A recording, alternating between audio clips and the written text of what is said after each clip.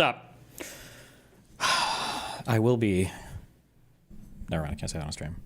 Okay, they are done. They've been done for over 20 minutes. They're not coming back until tomorrow.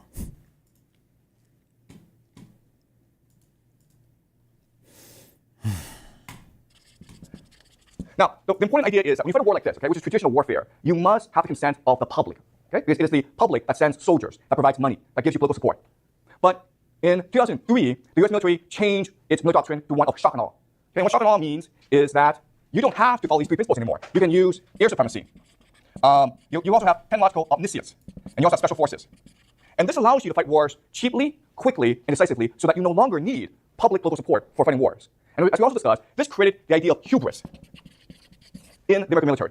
So the American military, because of the 2003 war in Iraq, are confident that they can win any war, any place, against any enemy. We know that this doctrine is actually not true. And we know because of something called Operation Prosperity Guardian. I will nuke Israel, okay? When Putin says that, possibility. Who can help the Iranians now? Russia, okay, you understand? So before this war happens... Okay, there are people in the background at least, Jesus. Iran and Russia must come to an agreement where Putin says now from the onset, no one is allowed to use nuclear weapons, okay? If Iran uses nuclear weapons, I will nuke Iran. If the United States uses nuclear weapons, I will nuke the United States. If Israel uses nuclear weapons, I will nuke Israel, okay? If Putin says that, how will the world react? We're in such a bizarro world. You've got me nodding my head to Tucker Carlson videos. You got Tucker Carlson going, why are we going to war with Iran again? And I'm like, yeah, you tell him, brother. Hello, everybody. Welcome once again to the Weekly Show podcast. My name is Jon Stewart, and I will be the host today of your podcast as we find ourselves in a unbelievably fraught moment in a crossroads of history. And I think I want to talk just a very brief moment about the president of the United States, Donald Aloysius Trump. You hear a lot about the grifting and the corruption and the meme coin and the authoritarian tendencies and the overuse of executive action and his militaristic fetishizing of bringing troops into American cities and ripping families apart and just the general moral decay and abyss that we find ourselves living through. But I have to say, I just don't think we talk enough about the incompetence. Sure. The just rank shittiness of how they accomplish things and the price we are paying for his inability to. It's as though everything that occurs on the world stage is just another weekly episode of his program. What's this week's episode? Liberation Day and tariffs. Great. Let's do that. Oh, hey, it's tanking the bond market and everybody is freaking out. Oh, great. Yeah, no, that's the plan. Now we're just going to give everybody 90 days. And then he comes on and goes, everybody's kissing my ass to make deals. But nobody seems to be making any fucking deals. And so then we just move on to the next episode. Oh, this week's episode is we're going to go in with the military to Los Angeles because that's exploding in chaos and violence, even though it's not. And God, if anybody, has experience dealing with unrest in Los Angeles, it's the people that the cops that already live there. And now it's Iran. And it's just, hey, it's the Iran episode. And I gave him 60 days because I'm the deal maker in chief and we're going to have a nuclear deal. And this is all going according to plan. And it's utter incompetence. We're in such a bizarro world. You've got me nodding my head to Tucker Carlson videos. You got Tucker Carlson going, why are we going to war with Iran again? And I'm like, yeah, you tell him, brother. Like, that's how fucking upside down we find ourselves in this moment. And it's all based on one distinct premise. And that is we are being led by someone who doesn't know what they're doing. And out of Doge has a skeleton staff of, you speaking with Ben Rhodes, who's the co-host of Pod Save the World and a former deputy national security advisor to President Obama, and Christiane Amanpour, CNN's chief international anchor, host of the new podcast, Christiane and the X-Files with Jamie Ruman. Ben and Christiane, thank you so much for joining us. This is such a fraught moment. And Christiane, I want to start with you because you have just had, we've been hearing from Israel, we've been hearing from the United States, we've been hearing from a variety of sources. You have just gotten off with a discussion with the deputy foreign minister in Iran. So if I could very quickly, Christiane, what is the viewpoint from Iran right now? Well, I'm going to download quickly because I've literally just come off the set. And just Please. To give you a context, it's very difficult. Their internet, because of these strikes, are very compromised. Their phones are very compromised. Obviously, you can see they've been targeted assassination of leaders by the Israelis. They have wiped out a whole layer of military leadership. And people are scared about using their phones. So just to get this was quite extraordinary. And I didn't ask exactly where he was, and he didn't want to tell me. But nonetheless, in Tehran. Don't imagine he would. Yeah. Right. So in response to what President Trump has been saying, like, I demand unconditional surrender. That we could get your supreme leader, Ayatollah Khamenei, if we decided. I might not. He's also just been saying, Trump, I might join Israel on these strikes. I might not. There's just a lot of mixed messages coming out, and I'm not sure what Trump intends. But he said, the deputy Iranian foreign minister, that, look, we do not buckle under threats. And it's very boilerplate Iran commentary. But it happens to be true based on history. He reminded me how they'd gone through 8 years of war with Iraq and Saddam Hussein, how the whole world was not on their side, and how they emerged without surrendering. And he said the same here. He said, Israel is trying to destroy them, and that we will not surrender, and we will continue to defend ourselves. But he did say, and I think Ben would be interested in this, that we thought we were going to a negotiation on Sunday, June 15th in Oman. I was, and my bosses were headed that way. And then 2 days before, out of the blue, we were attacked across the country. And he also said that civilian areas were attacked, and buildings and infrastructure, as well as the military and nuclear sites. I happen to know this for a fact. I'm half Iranian. I grew up there. I know many of the locations, but importantly, I still have family and friends. So I'm listening to them, and there's a huge amount of panic, and it's very difficult for them right now. But that's the bottom line. Well, Christian, I so appreciate that perspective. And we can get into a little later the complicated relationship that so many Iranians have with their government and what's going on in there. But I want to jump in really quickly to go off of what Christian said. In my mind, this is another example of sort of the impulsive and strange nature of our administration here in the United States. So the deal maker in chief, the most wonderful negotiator that's ever existed in the history of deal making and shaking hands, is going to make a great deal with Iran. They've got 60 days apparently to do it because, as you know, the best deals always come with only the amount of time you can make them. And then on day 61, they are attacked by Israel. Do either of you know whether or not the United States was taken by surprise by that attack, or whether or not Iran had any idea that this 60-day so-called limitation on negotiations was a hard red line that would be met immediately with widespread bombing? Do any of you have a sense that... Just regardless of if they knew or not, this is a pretty stupid framing. Like, you had 60 days to negotiate, and then did you know you were going to do something bad right after the 60 days? Well, I mean, how many days after? I mean, you have 60 days to negotiate. If you don't negotiate anything, like, I mean, what do you expect to happen? I don't know. This was pure impulse on the part of the Israelis, that this was coordinated, or that the 60-day negotiation was a ruse by which to get the Iranians to drop their guard. Ben, I'll start with you. I just don't believe that Trump was somehow... first of all, I don't believe that the 60-day thing was a firm deadline. I never understood to be that, by the way. Yeah, because why would there be a meeting set up with Steve Witkoff? But also, the Iranians weren't acting like they were going to be attacked. They were not taking security precautions. That's how some of these people were able to be killed in their homes. If they thought that day 61 was a potential military operation, they would have changed their pattern of behavior more than they did. I think that Israel believed, and Netanyahu believed more specifically, that they had a window of opportunity where Iran's proxies had been dealt a blow, where Iran's on the back foot, where they'd softened up their air defenses in some of those previous strikes, and he wanted to take this action. And frankly, the diplomacy that Trump was in was a threat to their capacity to take military action against the nuclear program.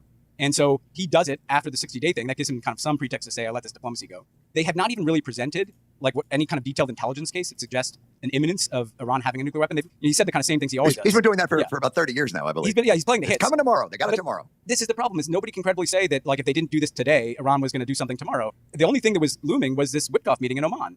And Trump, I think, has been hurriedly trying to get on board with what is happening to him in terms of Netanyahu having changed the dynamic. And he doesn't want to admit that he just got rolled by Netanyahu.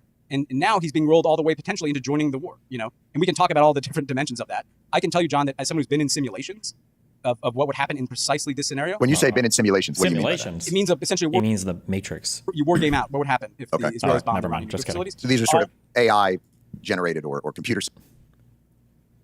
Or I guess he doesn't have to know. A war game is just where you are saying, let's assume something happens, and then you kind of play out all the scenarios, and depending on what you're practicing for, it's not like, it doesn't have to be like a real video game or AI thing, but Simulated.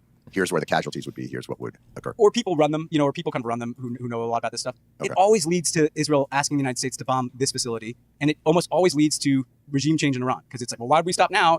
And so we're on the, people have been thinking about this for a long time. And we're on the ride right now. And the question is, can we get off it? Right. And the facility you're talking about is that one nuclear facility that is buried in a mountain that is apparently can only be reached by United States bunker busting weaponry. Yes. That's right. I believe it's called. Fordo. And for all Fordo. the talk about how sophisticated this Israeli operation's been, if you don't blow up Fordo, you've only set the Iranian nuclear program back a few months. And so obviously they're going to want us to get the underground facility that only we can hit. We are the only people that have a bunker buster bomb that can get at that facility. The only people who have planes that can drop it. And frankly, we don't even know that it would destroy it entirely. That's how deep underground this is. Right. In answer to your question, John, about did the Iranians know they had a 60-day deadline? No, according to the Deputy Foreign Minister. Well, I mean, they were all going to meet in Oman. I mean, on day 63. So what's the point? Well, right. And Ben will remember that it took, 18 months to get the Obama administration, called the JCPOA, the nuclear deal, that was a perfectly reasonable and manageable and verifiable arms control deal. Signed off on, by the way, by the world's other countries, Russia, China, by the UN. Exactly. Yeah. I mean, this was not a bilateral deal between the United States and Iran. This was a multilateral. Exactly. But the Right. key here, and Ben's alluded to it, is that Prime Minister Netanyahu has never believed in negotiation. Just like he does not believe in a Palestinian state, he does not believe in negotiating security around Iran's nuclear program. He believes in wiping it out and regime destruction, as we've just been mentioning. But there has been successful diplomacy. They all say, oh, diplomacy failed. But no, in 2015, under the Obama administration, actually it succeeded. And then there was this concerted campaign to topple it. And that's what caused Trump to pull out of it when he was in 1.0. So Trump pulling out of this nuclear deal set the Irans off on, more enrichment. So now they have hundreds of kilograms of 60% enrichment as part of a bargaining technique or to show their capability. But even the American intelligence community, and Tulsi Gabbard said it again this week, we assess that they have not made a decision to go to a bomb or to weaponize, and that even if they did, it would take a number of years. She was slapped around. There's 0% chance that that's true. I can't even believe that she said that. I don't even know if Tulsi Gabbard said that. I think the far out estimates were it might take a few months, but a few years? No shot. By Trump. And now she says, oh no, I have no daylight between me and Trump. So it's all very confusing. So, you guys are familiar with websites, right? Ground News it comes with Ground News. Underreported slash. Why are we watching this? Why was I like this? Ones. Do it. 18, I think. In 2015, after that deal was signed, when Trump pulled out, and I believe, what was it, 2018, I think, when they did that? Was that at the behest of Israel as well? Or were there other forces that had asked for? Was that merely a knee-jerk reaction to anything that Obama did, I will undo, and therefore I'm going to pull out? Do you know what the lead up to pulling out of that deal entailed? I would say it was a convergence of those factors. That Trump wanted to dismantle anything Obama did, but that Israel and kind of hawkish types in the U.S. Wanted us out of the deal from the day we were in it. I think what's important to note, John, about that is that Trump wanted to find that Iran was not complying with the deal. And if you recall, he kept asking for that report, and his own administration, including guys like Jim Mattis, his Secretary of Defense, kept saying, well, no, actually, Iran is complying with this deal. You shouldn't pull out. And then ultimately he kind of overruled his more conventional but still hawkish advisors to pull out. But I think it was Trump's instinct was I just want to get out of whatever deal Obama was in. Because the deal that he was negotiating with Witkoff sounded very similar to the JCPOA, the Iran deal. And we wasted a decade on this, and frankly led us to a place where we might end up in a war because of that antipathy for Obama. Christiane, is that your understanding of how things went down? Yes. You could say, if you wanted to be really generous, that Witkoff had come up with another plan, and it was about this sort of consortium whereby they would try to let Iran say that it could still enrich, but maybe not right on Iranian soil, but maybe in an island. Anyways, it was to try to thread all the needles. To go into another deal that was not exactly Obama's deal, but it was similar. But it had this thing which said Iran cannot enrich. So how were they going to resolve that? Because Iran believes that to be their fundamental international right. And so that was what was being worked out. Right. Especially given that Israel has nuclear weapons and America has, and everyone else has nuclear weapons and North Korea has. Well, that's the thing, John, you just hit on something really, really vital. Yeah. Because one of the unintended consequences, and there are always unintended consequences in a war that is not planned out, in a war that has no exit strategy, in a war that has actually no big strategy other than let's set back or maybe let's have regime change. Some say that if this regime survives, that they will then, it will be a self-fulfilling prophecy that they may, like North Korea, decide to go in secret, to get out of the IAEA, the NPT, the inspections, and actually to become a nuclear power because they've been shown by Israel that their conventional weapons are useless. Not enough of a deterrent. And this shadow war, so it could have a kind of a worse negative impact. And I want to step back for a second and talk about the macro idea of risk assessment within this world. The one thing about Israel that I truly do not understand is this idea of they won't live in a world of risk, but we live in a world of risk. There is no zero risk. It's this idea of if there is one suicide attack that is done by a Palestinian, well, then we must remove Hamas or we must wage war until we are safe. And that just seems like a fundamentally flawed. The United States certainly lives in a world of risk. Russia has nuclear weapons. China has nuclear weapons. North Korea has nuclear weapons. They've all expressed at different times antipathy towards the United States or a desire to use them, in North Korea's case, against the United States. So this idea that we can create a world where there is no risk, it seems that what they create is a world of instability where everything is at risk. I mean, we have constantly fought for a world where we try to decrease nuclear proliferation, no? Yes. And so I just want to get at the underlying fundamental principle that is being deployed here that's causing such destruction in Gaza and all of this death, as though you can create a world of no risk through violence. It makes no sense to me. Ben, what is your thought on that larger principle? I think you put your finger on it. There's two things I'd say about this. Because the first... can somebody just the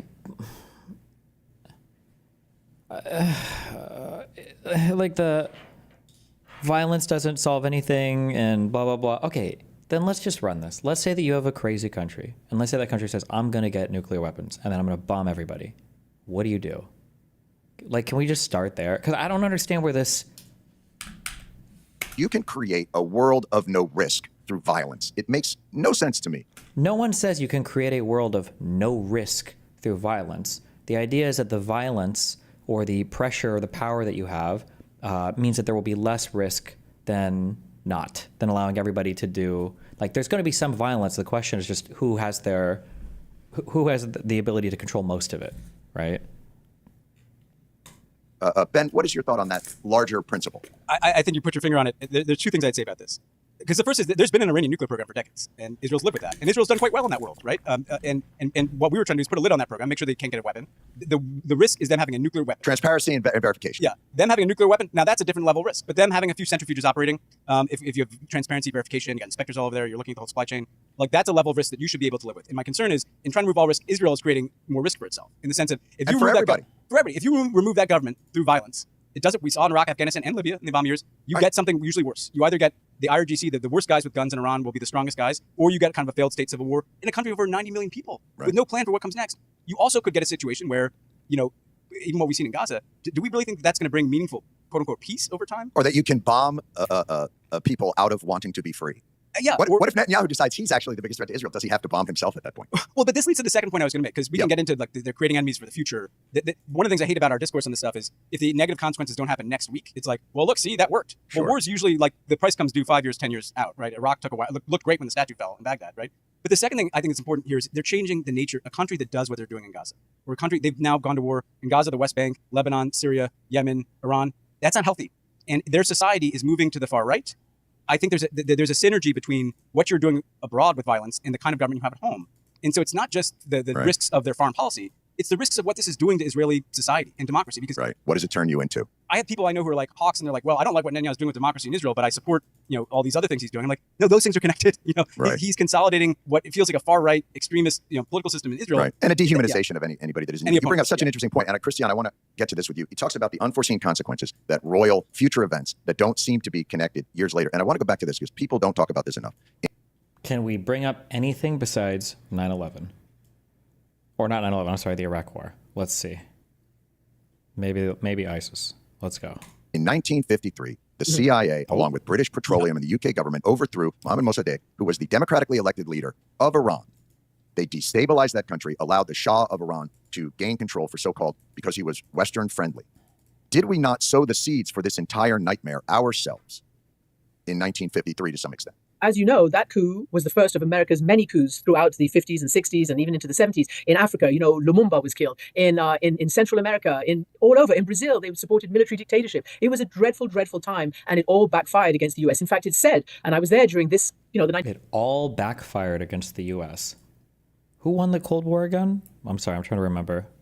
1978-79 Iranian Revolution. They brought this up over and over and over again. This is one of the reasons that they were motivated to, rebel and rise up against the Shah, and also to essentially blame the United States in great part. Now, we've moved many, many decades on from that, and I think the high point was the 2015 JCPOA, because it's a very difficult relationship, and the United States and Iran were not yet ready to address all the issues. But I can tell you from my own personal perspective that as a reporter, I met with all these top-level Iranians for decades. Ever since 1995, I was the first into the nuclear plant. There was a civilian nuclear plant called Bushehr on the Persian Gulf. I'm the first and the only one to have interviewed almost all. Did the U.S. win because of all the coups or in spite of them? I mean, you can have that debate, but she's making it sound like the coups were all bad when we were doing the coups, with the idea of winning the Cold War, and then we did win the Cold War. So that's like a very, very, very weird argument to make. All the Iranian presidents, including the so-called reform presidents, over these decades, many, many officials have said to me, background, off the record and this and that, and even on camera, that they wanted to make peace, maybe not the right word, but to close the file of conflict with the United States on all issues, on terrorism, on missiles, on nuclear and everything. And they wanted to get into negotiations. But as Ben knows, that the coups can backfire and the U.S. can still win, so her point isn't automatically invalid. The point's not automatically invalid, but it is automatically retarded. This is the equivalent to a friend who weighs 450 pounds making fun of his other friend who just, ran his 15th 5K because his friend hurt his ankle. And he's like, oh, see, that's why I don't bother going to the gym or running, because I don't want to injure myself. That's what that sounds like. It's fucking retarded. You would have to elaborate on that point way more than to just say, wow, look, we did those coups and look, all of them backfired. Okay, well, the Soviet Union fucking collapsed and the United States has been the leader of the free world for the past 3.5 decades. So, I feel like you probably need to elaborate on that a little bit more, but okay. this was scuttled many times by hardliners in the United States, hardliners in Iran, and hardliners in Israel. So that was never possible. So the JCPOA was the only major negotiation that came out of 40 years of this Iranian revolution. As you know, nobody in the world wants to see a nuclear-armed Iran. Iran says it doesn't want a nuclear weapon. Intelligence says it hasn't got one right now. It hasn't made a decision to get one. There was a time, and again, I was in conversation with a senior Iranian during the post 9/11 time in Afghanistan, and this Iranian called me in and he said, because there was the whole invasion of Iraq and all the rest of it based on a fear that they had weapons of mass destruction, which proved not to be true. And we know the backlash. But this Iranian told me, yes, we did have a serious discussion in the leadership about whether we should weaponize. But then we decided not to, because that would make it much more dangerous for us in the region and in our very dangerous neighborhood. So they decided not to. And that's what intelligence says. Since 2003, there's no evidence of that. So I think that, this is a really difficult situation between Iran, Israel, and the United States that requires not Trump saying I can fix it in 60 days or what did he say, overnight between Russia and Ukraine, or fix Gaza. It requires staffing, experts, technical expertise, and patience to negotiate. Cristiano's got one guy. Witkoff must be a Platinum Miles member right now. He's got one guy. Marco Rubio is doing 5 different, he's like the Secretary of State, the NSA. I think he's the ombudsman. He's the parliamentarian now for the Senate. Like, they are understaffed. They dosed themselves out of having any ability to carry out the complexity of the tasks that they need to be carried out. And so these are all shortcuts. And it seems like the easiest thing to subvert in the world is peace.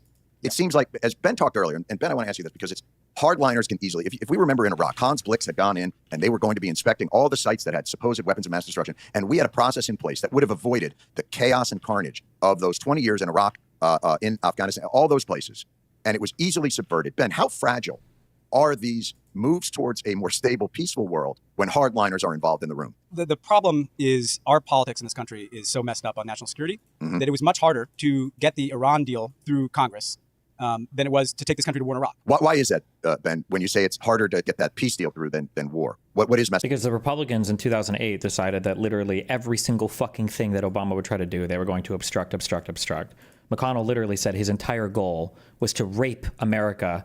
Oh, I'm sorry. No, he said he was going to do everything he could to make Obama a one-term president.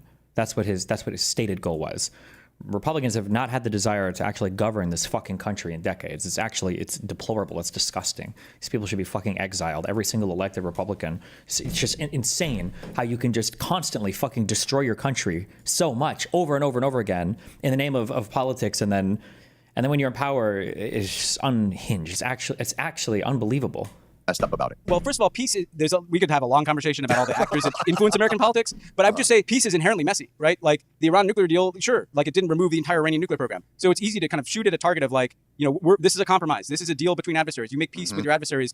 These are bad people. Why are you even talking to these people? Because you make peace with the bad guys. Right, sort of how it works, right? It's not hard to make a deal with the UK. Like even Trump could do that.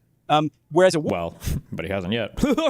Or you kind of promise that it's going to look good and we're going to take out these bad guys. And actually, it usually looks good at the beginning of the war, right? Right. At the beginning, it's like, look, the Israelis are killing all these guys, and wow, Mossad had drones in Tehran. Isn't that cool? But to your point, the coup in 1953 looked pretty good. It was like, wow, we got our guy back in there, and now that Iranian oil and gas is flowing, there's no concern about them being on the wrong side of the Cold War. 1979, it didn't look good, and so I think that the problem is we are so short term in our thinking and our response. And I'll fault the Democratic Party here. You can sense the kind of fear in some of these Democratic politicians right now. It's like, well, if I oppose this Israeli military strike or oppose the U.S. getting involved, am I picking a fight with Netanyahu?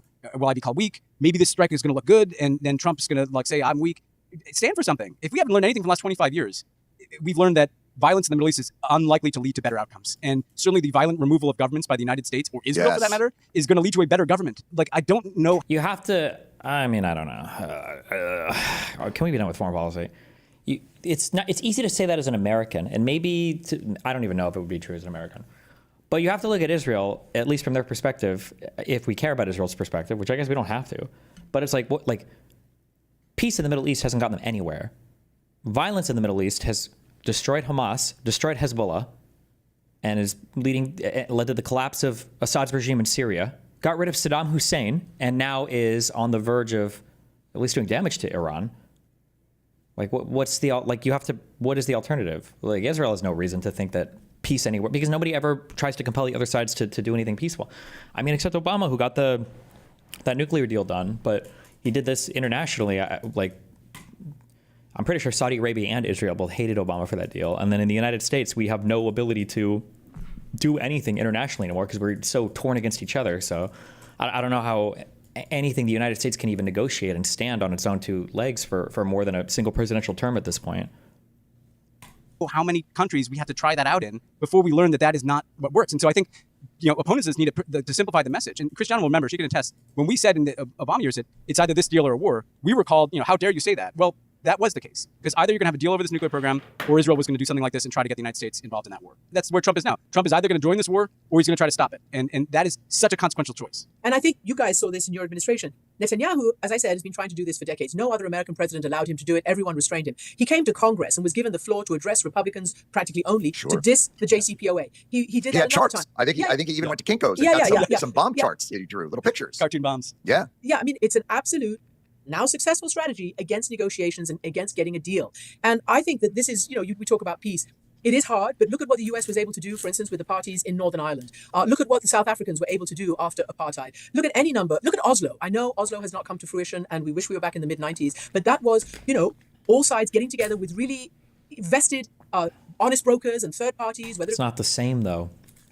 Nelson Mandela explicitly wanted to negotiate to get rid of apartheid. I can't speak to the Ireland shit or the Good Friday deal, but I imagine it seemed like there were people on both sides that explicitly wanted to agree to some deal.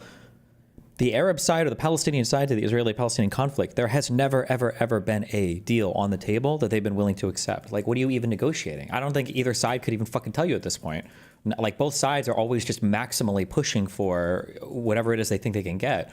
Palestinians for 67 borders or the eradication of Israel completely, and then Netanyahu for every, square mile of land that he feels like he can conquer in Israel. So, I mean, what are you negotiating against? What are you negotiating for? What's even the deal on the table? Whether it was the US, whether it was the Oslo negotiators and the parties on the ground decided to come and they got the help to move towards peace. Bosnia, I mean, it's not perfect, but after, I covered that war. There was a US brokered end and, it's tenuous, but it's not back to war. Wasn't there something else that happened to get that Bosnia deal figured out? I feel like there was a couple of boom booms there, but okay. And so it is possible. Politicians and leaders have to decide whether they want to do that or whether they want to react in this kind of easier way, as Ben was laying out. And, whatever you might say about President Biden and about should he have restrained Israel more, given what's going on in Gaza, on the day that he landed in Israel after October 7th and the horrors that were committed there, he told them, don't do what we did in Iraq. Don't go for revenge. Look what happened to us. Self-defense, but don't go crazy like we did in Iraq, because look at the blowback. And it's been severe. Why do you think that politicians are more likely to be okay owning the years of instability and chaos that occurs from these types of military interventions, but they are afraid to own whatever? Shut up. Wait, what's going on here?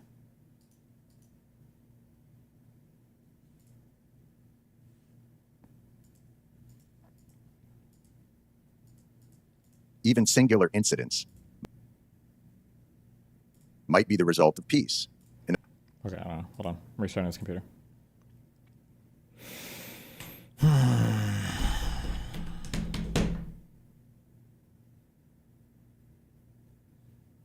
The Patriots are in control. True.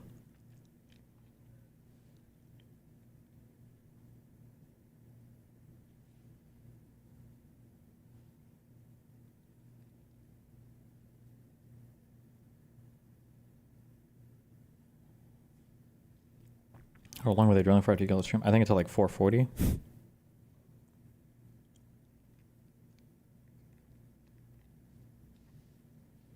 Will you come to my max party on RuneScape? I don't have any max characters, my dude. I'm sorry. I'm a fucking loser.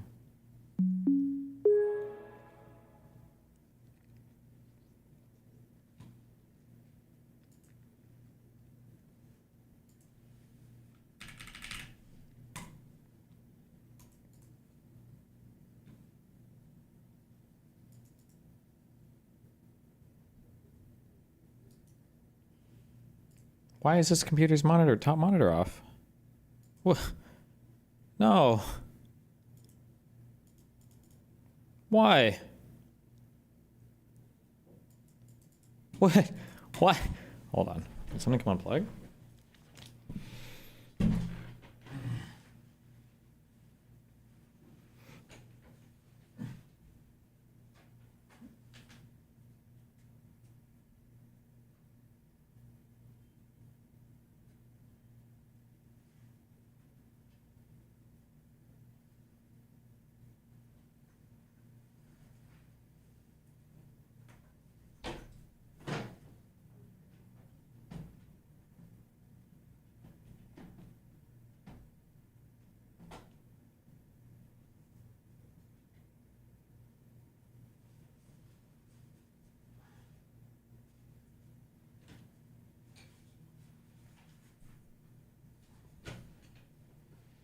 What a fucked up day.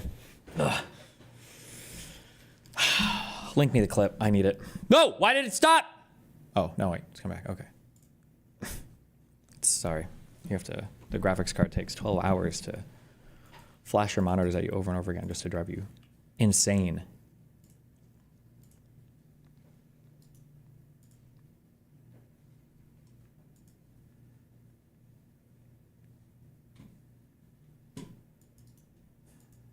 Did there.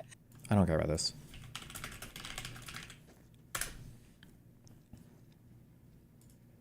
I don't know what, if any, form of murder has, but, you know, there's a lot of fucked up shit that happens. God! What a fucked up day!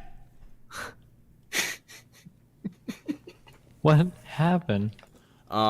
Dude, my entire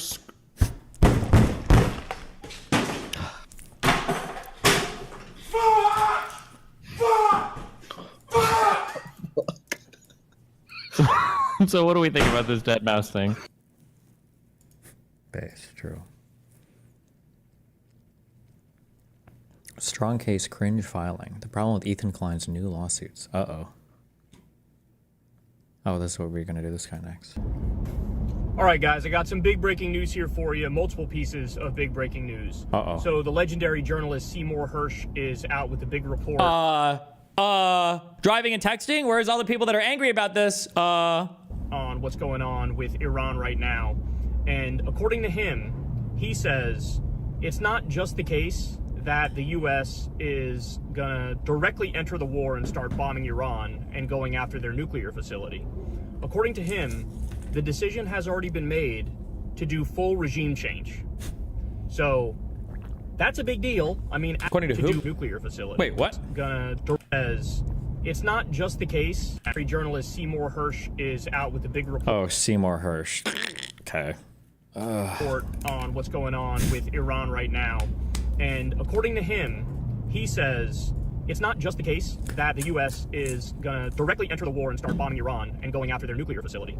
According to him, the decision has already been made. Seymour Hersh? I think he's one of those guys. There's a lot of journalists who have like one good story and then everything else they do is dog shit. Glenn Greenwald is another great example of that. I think Matt Taibbi, all these guys, like they get a good story, they get a good break one time, but then everything else they do is just dog shit. And I think Seymour Hersh, I think has had some dog shit reporting around the Ukrainian, Russian stuff. It's just, I don't know. He tried to, yeah, I don't know. Ugh.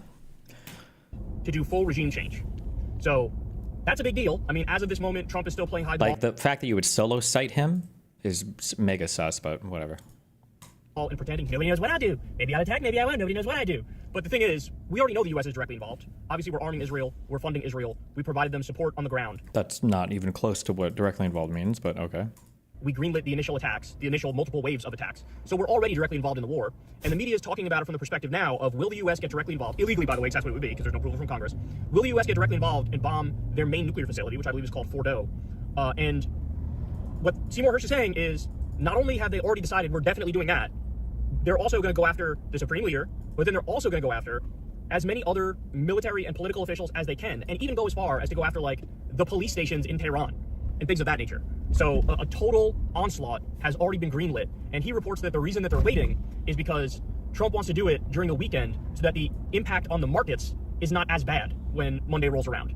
So if he were to launch these, in his mind, hey, if I launch the attack during the week, the market is going to absolutely plummet, and we want to avoid that, so let's wait till the weekend and I'll pretend like I don't even know if I'm attacking yet. So that's a huge deal, huge report, and this guy has a track record of being right on a lot of stuff. So that's super important. But there's actually even a bigger and scarier report out there. So this is from The Guardian, and The Guardian says, all the talk right now is about when the U.S. goes after Iran's main nuclear facility, that they're going to be using these 5,000-pound bunker buster bombs. And I've seen that pretty much taken at face value, where like every media outlet is talking about it from that perspective. Pretty sure those are like 30,000 pounds, but okay.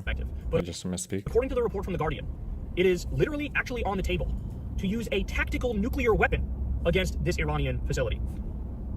Now, I know just hearing that... What? You're like, what? What are we live in a fucking nightmare? Well, the answer is yes, we live in a nightmare. So this is actually on the table. Now, the White House, in an attempt to sort of downplay this report, they come out and say, no, we're not really considering that. But then the last thing they say is, but all options are on the table. So then the Guardian reporter fired back and said, after my report that they're considering using a tactical nuke, they are validating that they are considering using a tactical nuke. If all options are on the table, that means the tactical nuclear option is on the table. And by the way, there's an actual reason why this might even be not just possible, but maybe even potentially likely that they would use this, is because we've seen the impact of the 2,000-pound bunker busters. So Israel has a bunch of those that we gave them, and as you all know, they've... What is... Fuck, I didn't watch... We should watch this video. Imagine a weapon 8-minute pit stop. Good luck.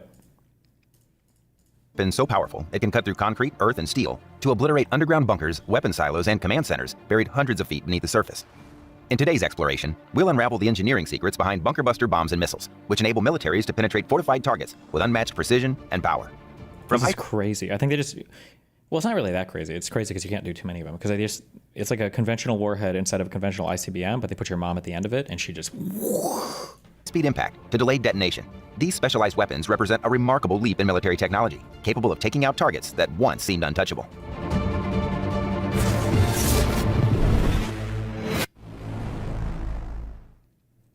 In modern warfare, where adversaries shield their most critical assets under layers of reinforced concrete and deep underground, conventional bombs don't stand a chance.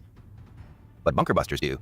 They are designed to breach these hardened defenses, reaching targets hidden from ordinary weapons. So, how do they work? Let's dive into the key features that make bunker busters unique, taking a closer look at some of the most iconic examples and their roles in warfare. Bunker busters rely on a combination of speed, dense materials, and intelligent guidance to deliver powerful explosions exactly where they're needed. Here's how these elements come together in action. A critical factor in bunker busters' penetrating power is kinetic energy, which relies on mass and speed.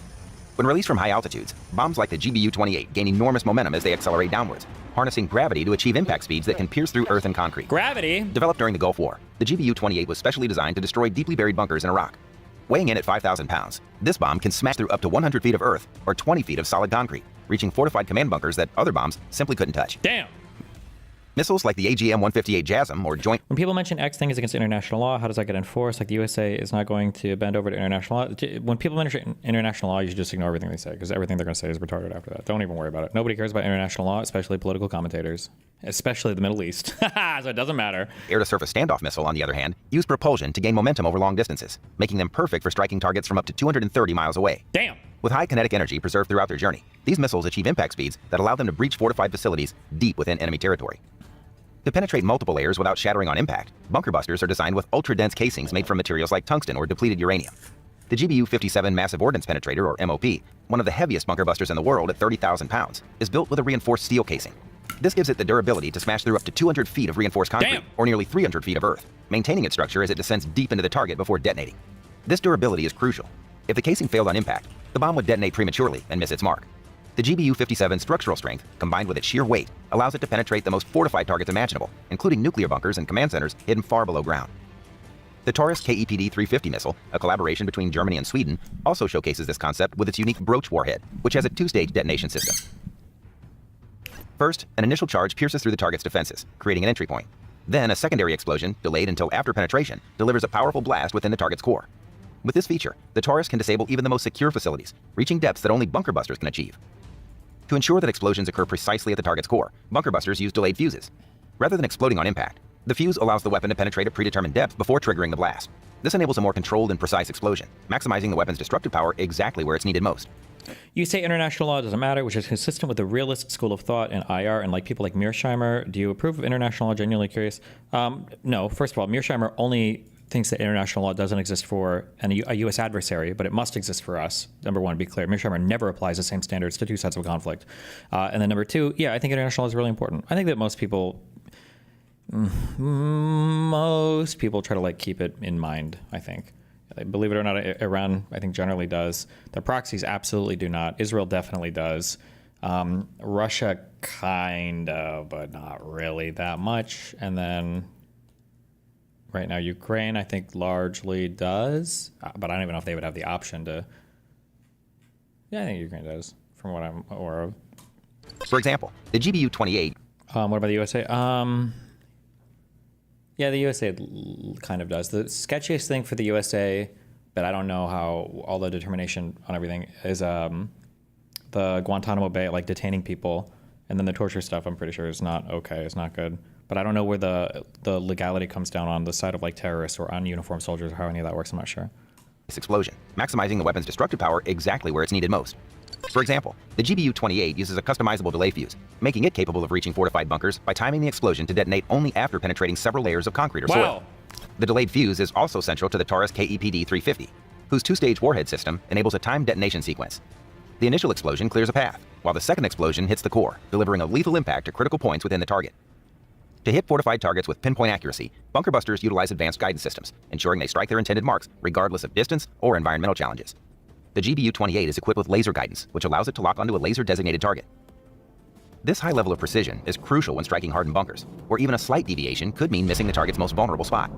On the other hand, the GBU-57 MOP and the AGM-158 JASM rely on GPS guidance, which allows them to navigate through complex airspace and reach distant or hidden targets. Beyond the conventional bunker busters, militaries have developed a wide range of strategies and technologies to breach fortified enemy positions. Here are some notable methods.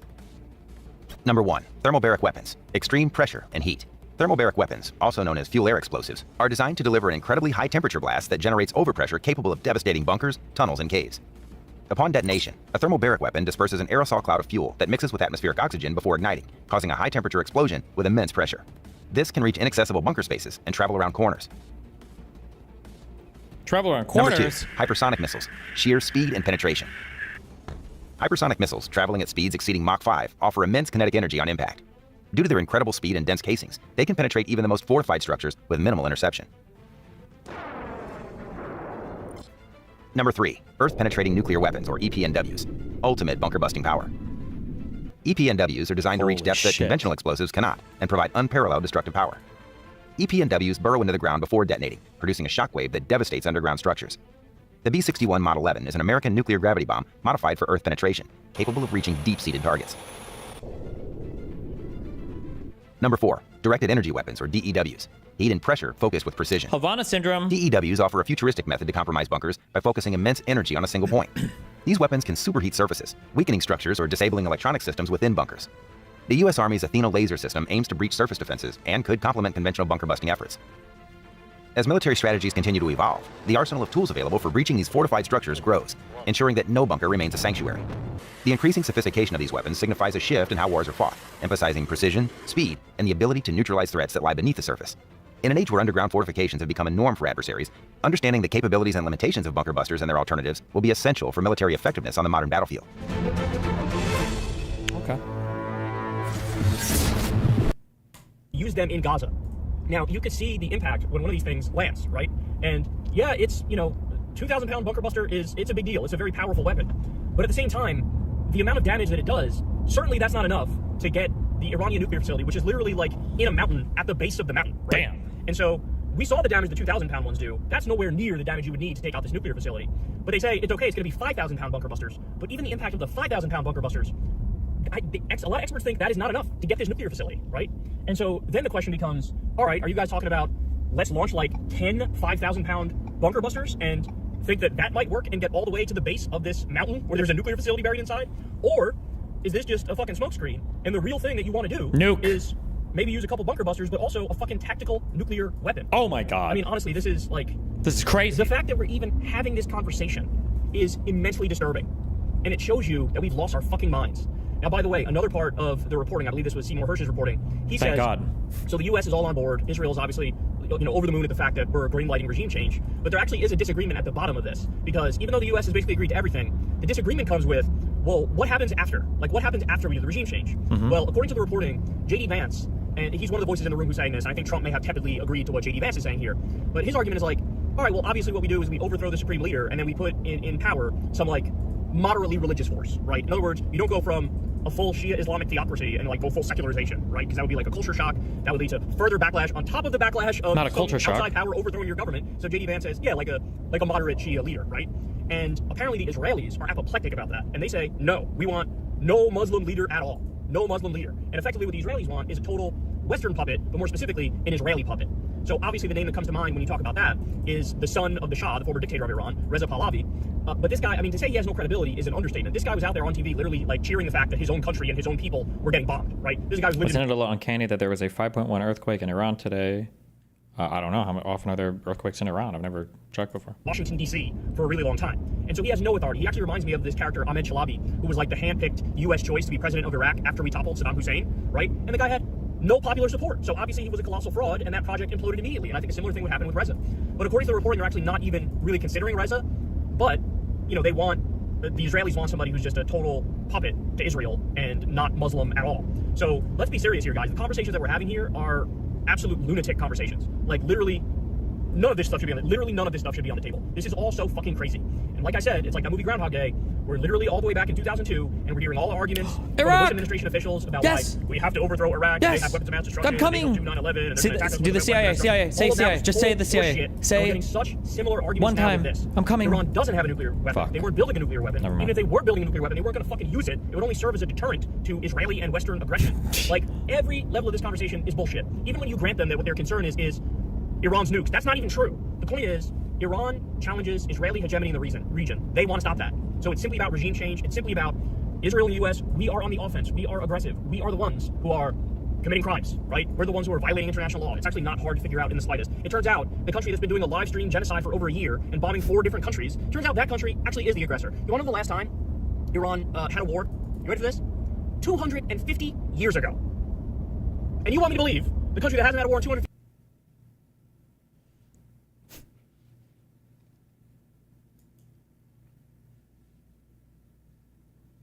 Am I missing the... Is this when I found out the Iran-Iraq war wasn't actually Iran and Iraq? It was like Turkmenistan or something? Wait, what? I haven't gotten to this point yet, but...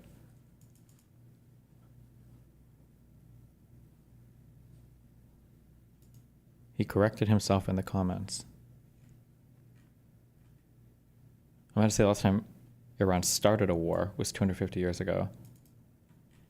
Okay, I don't know what the origination of all this is, so I wouldn't be able to say, but it also kind of ignores all of the proxies that Iran supports, but okay. 50 fucking years that they're on the offense here, that they're the baddies here. It's just so fucking preposterous. It's so preposterous. So again, huge news. Regime change has already been greenlit. All this talk about just going after the nuclear facility is bullshit. They've already greenlit regime change. This is according to Seymour Hersh, the legendary reporter. And The legendary report. they are very seriously considering, if not leaning in favor of, using a tactical nuke. And the other thing is, if Trump in his mind feels like, if I use a tactical nuke in this scenario, that would help establish deterrence with the rest of the world, and that would make people think these motherfuckers are crazy, and then Trump would get the fear and respect that he wants from the rest of the world. I'm saying this is in his mind. This is not the reality. The reality is you look at that and you go, this motherfucker belongs in an insane asylum in a straitjacket on Seroquel, right? That would be the correct reaction. But in his mind, he thinks, oh, this makes it much more likely that my word carries weight when I weigh in on Russia and Ukraine. This makes it more likely that all these countries that fucking like look down on us and don't like us, that they realize at the very least you have to fucking fear us and you have to listen to what we say. And so this is seriously being weighed, y'all. This is seriously being weighed. It's fucking horrible. And as I always say, man, do not say you weren't warned that Trump was a colossal warmonger. I cannot tell you how many times before the election I would do screaming segments at the top of my lungs. Don't choose him. He is the biggest warmonger. Look at what he did in his first term.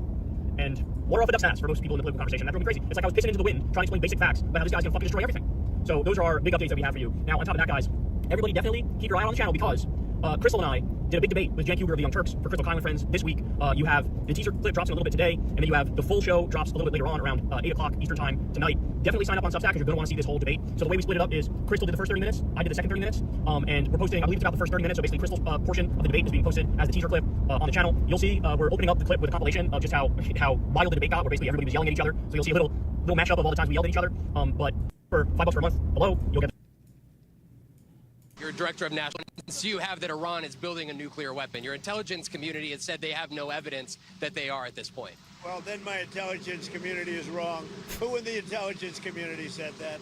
He has no idea about literally anything, and he doesn't know what is happening in the world. He doesn't know what's happening in his own government. He doesn't know what's happening on TV. He has no concept of anything. He's an actual fucking midwit. Or dimwit. Sorry, not midwit. He's a dimwit. You're a director of national intelligence, Tulsi Gabbard. She's wrong. So you have.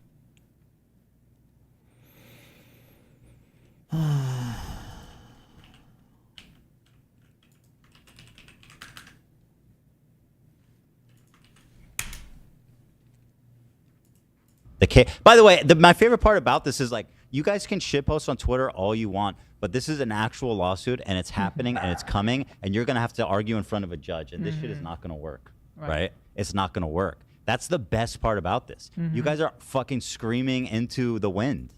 You're not gonna stop what's coming. But anyway. True.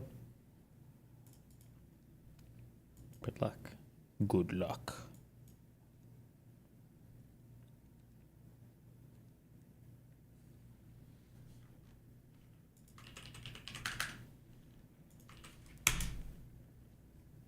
Although I think nobody really cares about any of these people. Least of all Hassan, who is not opening his wallet, by the way. They've each made everybody's made a GoFundMe. Denim's ran. She was so fast, and she wanted to open hers before Casey Tron and Frogan. Well, to be fair, she had an account. It doesn't She take already long had to an make account because she opened one and closed it. Right, that's what I mean. So She had a fast track. exactly. She didn't need to do that step. So they all now have a GoFundMe, and I think it's so funny that now that they're competing against each other, for defense dollars, and Smog the Dragon, aka Hassan Piker, the communist, socialist savior, he is not opening his wallet. He is not promoting. He's barely promoted their GoFundMe's. He did. He retweeted it or gave them a something? very mild shout out, and he didn't donate. Why the fuck wouldn't he donate at least? That I don't know. Like, why he's saying you guys go support them? I'm not. That's what he said. It's very interesting. I know they He drop did 100 not say I'm not. He didn't say No, that. by not thanks, donating, Carnivore, that is 187. what Ethan is. He's Mr. Generosity, isn't he? He's like He's a token donation for some of your strongest soldiers would be warranted. In He's this Mr. situation. Generosity. He's Mr. Charity. He couldn't even drop Well, 100. it might be coming. Might be coming. Always gotta do it on camera. Better come. It better come a lot. It better come a lot because their GoFundMe so far are not going well. It turns out when it comes to defending them against what's pretty obviously egregious, undefensible behavior, and not just fueled by hating me, which is what Frogan's initial promise was. Not that she raised. What did she raise? Like 40,000 or something. Way in which I have this wrong because what is this? It's not often that I'm speaking to someone who is as informed as you are about the details of life on the ground there. But I think it sounds absolutely cartoonish to say, and I forget where this point originates. But Zionism and jihadism. Oh boy, 2 hours and 15 minutes. But it sounds like wartime propaganda to say if the Palestinians simply laid down their arms, there would be peace in the region. If the Israelis laid down their arms, there would be a genocide. Right? That sounds insane. I think certainly to a first approximation, something like that is true and has been true for as long as Israel has existed. Perhaps just react to that. But that asymmetry is it's almost in crystalline form all that I think you need to understand about the predicament in the Middle East. I know something about your podcast and your audience, and they're expecting rich depth, which I'm going to, so I'm struggling to deliver here. But also what I'm expecting, what I'm urging you to do is please, if there's anything if there's any crucial nuance that you think I'm eliding by putting it that starkly, I really want to hear it. It's absolutely that stark. That is exactly the truth. It is a simple truth. It is an accurate truth. The parts of the Arab and Muslim world that are allied with us, not all of them, not the Emiratis, but quite a few of them. Certainly, I think the Egyptians would not beat around the bush and just admitting it. The day we lay down our arms and for some reason are incapable of lifting them back up again and punishing anyone who takes advantage of that moment is the day that a great many Middle Easterners find their courage and come marching in and destroying us. But the nuance I want to add to that, and you will not find an honest, over in the diaspora, among sort of diaspora, I don't know what, professors of some of these nations, you will find people, pretending that they come from these deeply liberal societies and depicting their societies in ways that no one on the ground in their societies would recognize. But there's a depth there. It is not animalistic animus. It is something profound. People live. This is my methodological sort of bottom line, and I developed it as a political journalist. People live in stories. People live in narratives of where they come from, where they're going, what's happening to them. And if you understand those stories, and those stories are always complex and rich and fascinating and produce contradictions within the minds of people, and contradictions built into the stories, and they don't feel like contradictions to the people themselves, or they're willing to live with these contradictions because reality is big and complex. And okay, I'll cover this.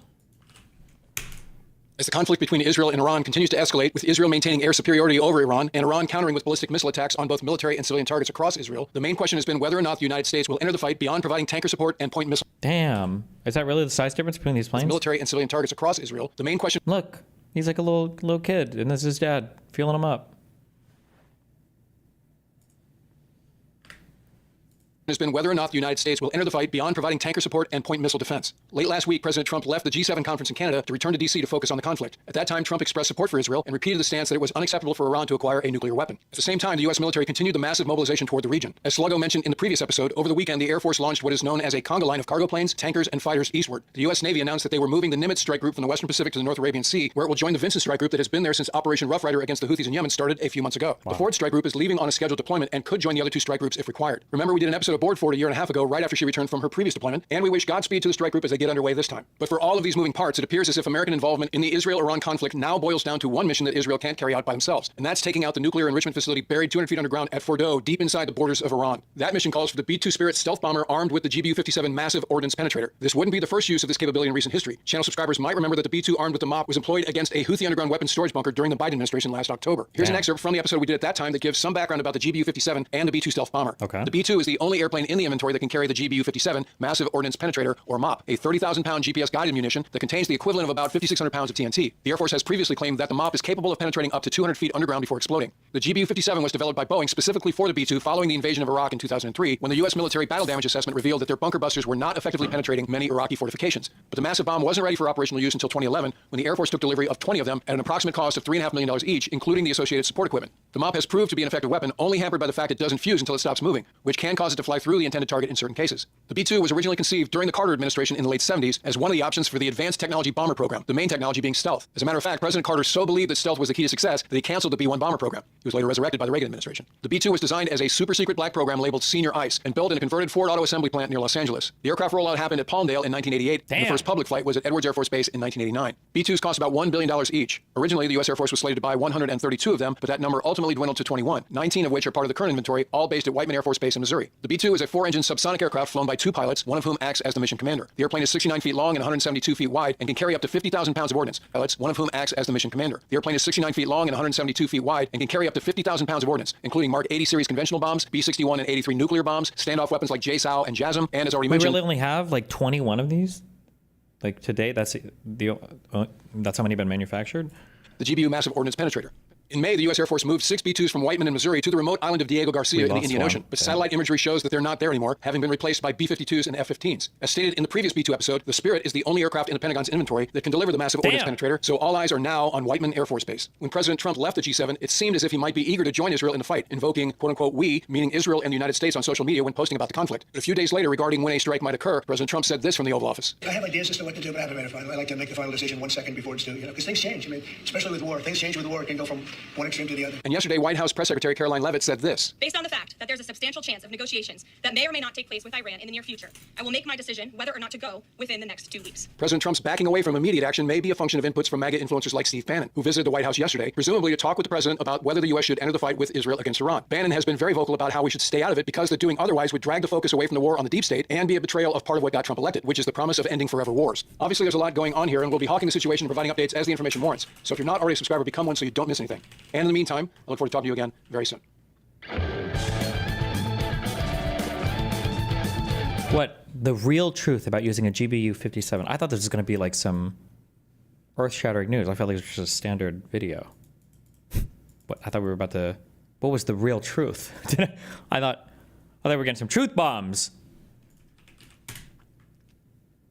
Destiny, Hassan Slop. He stole your talking points and he uses them against Ethan.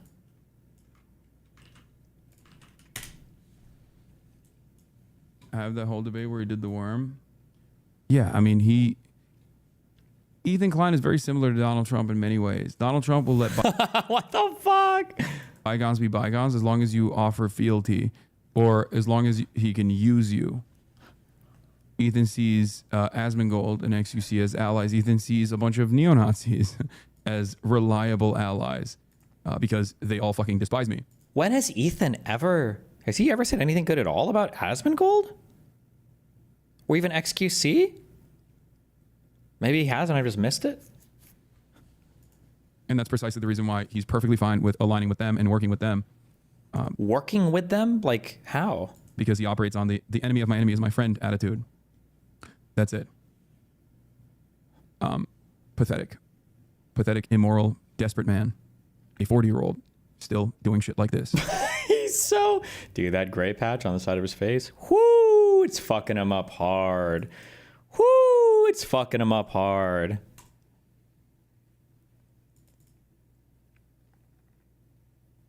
I think he's beyond upset that the nuke failed in every way. The main goal of stopping Assange's infiltration of mainstream media was a massive failure. The goal to deplatform and make smaller creators featured in the video lose viewers backfired tremendously. Every small streamer that was featured has reached unprecedented levels of success after the video. That too. What? Every small, unprecedented levels of success for Sean DeBlack, Denims, Frogan, iDubbbz has basically gotten fucking. It feels like he's gotten nuked off the internet from his whole video. What is he talking about? That probably pisses him off. So I think he's trying to he's trying to throw money at the problem and frivolous lawsuits. I don't know what the goal here is. Breaking React content in general. After saving fair use, Ethan Klein will now kill fair use. One man's conquest. One man's conquest to initially create a precedent that saved fair use that basically unfolded this new era of content creation without fear of frivolous lawsuits is now going to turn back into what is this? Okay, stop showing me this fucking bullshit. Uh-oh, did they link something that he can't respond to? Stop.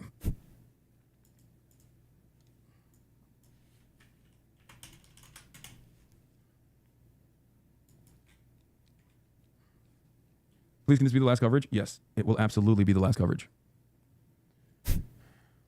Oh, he's not going to talk about it at all. The orbiters are on their own. Good luck. The funniest part is all these clip farming accounts are cheering this on, not understanding they're the worst offenders. Yeah, what happened with the Noah Samson lawsuit? Chicken out of that one, didn't want the smoke. Exactly. I personally don't understand how so many spineless fucking drama content creators are like throwing their hat in the ring. Yeah, it's just drama. These people, 3 women are gonna have their lives ruined because the entire ecosystem of streamers built their careers around their harassment, and shadows are getting fucking drama boners over it. Exactly. Anyway, that's all I got for today because I am gonna go shoot my podcast, the Fear and Podcast.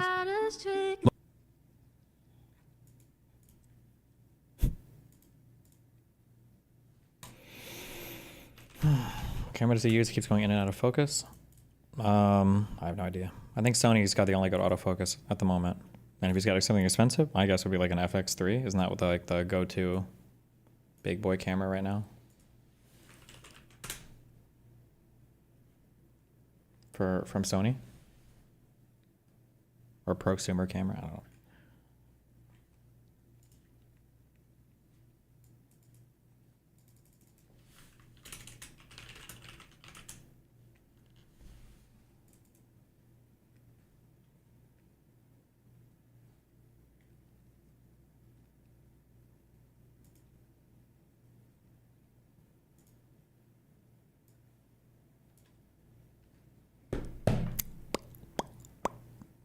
Why would you use autofocus on a static shot? I don't know, because you're leaning back and forward and shit. All right.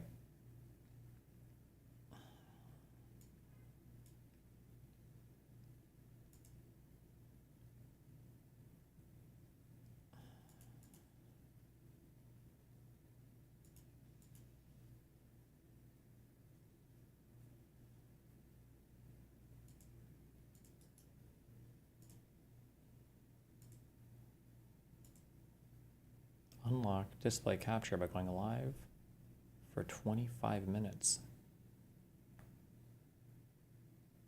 I can't do display capture or camera. Well, then what the fuck is it? What is it even going to stream?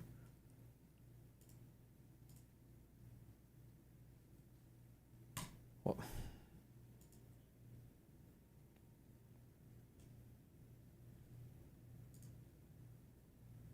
okay. I have to use my phone one more time. Hold on one second.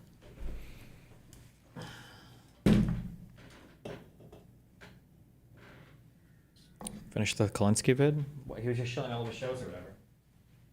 There you go.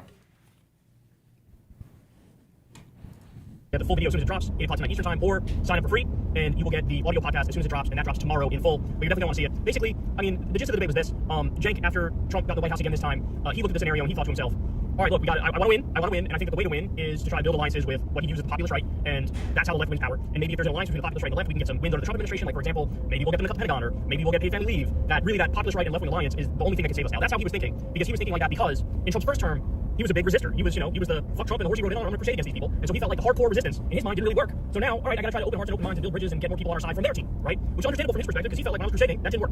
In his mind, he thinks I only made the problem worse by being so partisan and such a crusader. Is that like crazy fast? And Crystal and I had the exact opposite evolution, where in Trump's first term, we felt like we were doing that project. I mean, Crystal's whole show is built on that project. Can the populist right and the populist left get together, and can we get change for the better if these two factions link up, basically? That's what her and Sauter have been doing since their fucking show started, back when they did Rising, never mind Breaking Points. And Crystal's conclusion is similar to mine. Remember, I did this when I went on Joe Rogan's show a bunch of times and tried to convince him to be a lefty, and he would agree with me and shake his head and, say that's correct, and then 3 weeks later have on Ben Shapiro and tell him everything he says is correct, and then eventually, as you all know, Joe Rogan endorsed Donald Trump and went to the inauguration and gave him a hot stone massage on his podcast, and so we had like the opposite evolution, where we felt like, no, when I held their hand and walked them through it, that didn't work. If anything, it made them feel more validated in supporting Trump, right? It made them feel like, oh, here's a lefty, and they're telling me that some of the stuff Trump says is true, therefore, I'm correct in supporting Trump. And the other mistake that Crystal and I made is maybe we would over-focus on criticizing Democrats. Not saying that criticism weren't legit. I would stand by most of those criticisms I made of Democrats. But when you hyper-focus on criticism of Democrats, as perhaps we did in Trump's first term, you give people the misleading impression that, oh, the Republicans are obviously better, right? And so we had total opposite evolutions, where now Crystal and I are in the mindset of fuck Trump, fuck his regime, fuck the horse he rode in on. Honestly, at this late date, if you're still seeing the rampant fascism happening in front of us and you're still on his team, I'm totally comfortable calling you a fascist in that scenario. So we're the resistors, we're the defiant ones, and Cenk is trying to, build bridges and open hearts and open minds and change minds, and he thinks that, you get more bees with honey or however the fuck that saying goes. So it was a big debate overall, and I think you guys are really going to enjoy it. Much love to Cenk for being willing to...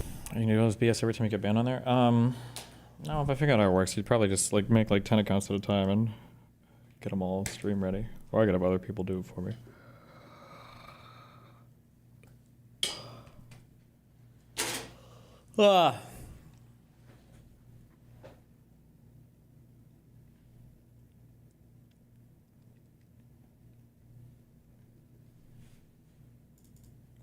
Now, one of my earliest reviews was a review that blew up, and I just got widespread hate for it. For what? My Beautiful Dark Twisted Fantasy. Come on, dude. You just... What? No. It's bad? No, it's not bad. It's just okay. What do you mean just... I think he has, Run Away. I think he has better It's got albums. the Nicki verse on Monster. Yeah, there's highlights It's on got it. the best Jay-Z verse I've ever heard. Goblins, spookies. That is not the scary best things, Jay-Z verse. Halloween, Frankenstein. Things that go bump in the night. Monsters. It's great. It's okay. It's not, come on. College Dropout's better. You gave Yeezus a 3? I give it a 5. But that was a music that when people heard it, they were like, "This is a new type of a thing." I mean, know that depends on what you've heard. Kanye was copying Death Grips. I have it on 100%. What? I have it on good authority that a friend of mine who was connected to his team, helped burn him a bunch of CDs Who, of Nick stuff Fuentes? that no, it was the early 2010s. Careful. Though that freak was still around that time. Nick Fuentes? Yeah, he was in kindergarten. Yeah, probably. No, he was I can't remember. Was he? He's like an old man that looks Oh, the phone always has to be like that. Oh my god. Okay. like a little kid. Gary No, Coleman? he's younger. Anyway, I don't even want to talk about that freakazoid. Sorry, can you stop cussing on my show? I know a friend of mine who had knowledge that a bunch of sort of prevailing industrial hip hop artists, So they're copying Trent Reznor, including Death Grips, they had their music burned on a CD. He was exposed to it. But the thing is, I think getting influenced by other artists. But with that being said, I think Travis Scott had more of an impact on the sound of that record than Death Grips did. So what? I'm not saying that is a bad thing. You're talking. That's just what art is. You posited a few minutes ago that there was absolutely no Death Grips biting. influence. You're saying he's biting, right?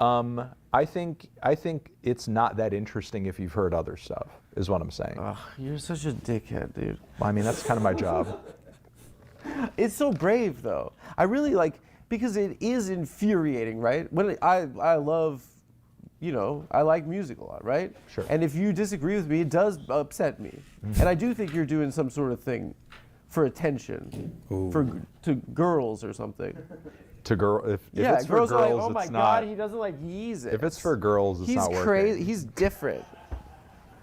You're doing it. No. My audience has what almost, upsets me is this. My audience is 80% men. Really? Yeah. Lucky. 80%. I think us too. It's a terrible feeling, isn't it? I'm neutral on it. You're neutral on it? No, it doesn't feel good. No, I'm neutral on it. No, you want it has its you want a upsides and 50-50. Why? So you don't want to just male online internet population? It's not a... I mean, I feel like it has its nicest... upsides if they're watching me, they're not watching Andrew Tate. What you think that's a thing? Sure.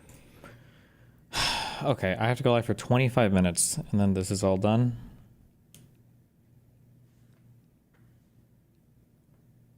What do I have to do? Wait, live.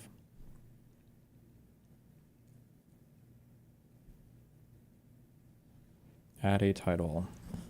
Boring. Don't watch.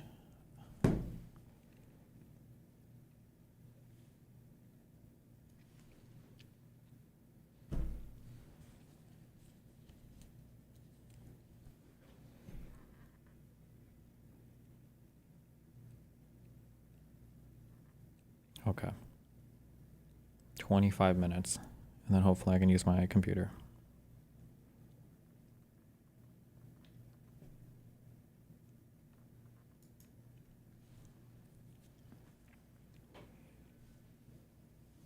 Didn't we go through this before? Yeah, but you have to do it like 3 times or something. I think I've only done it twice.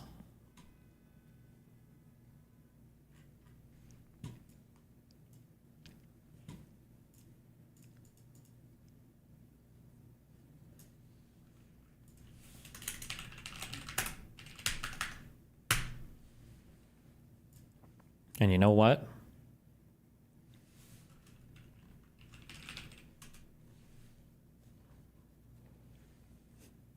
It's a fuck day anyway.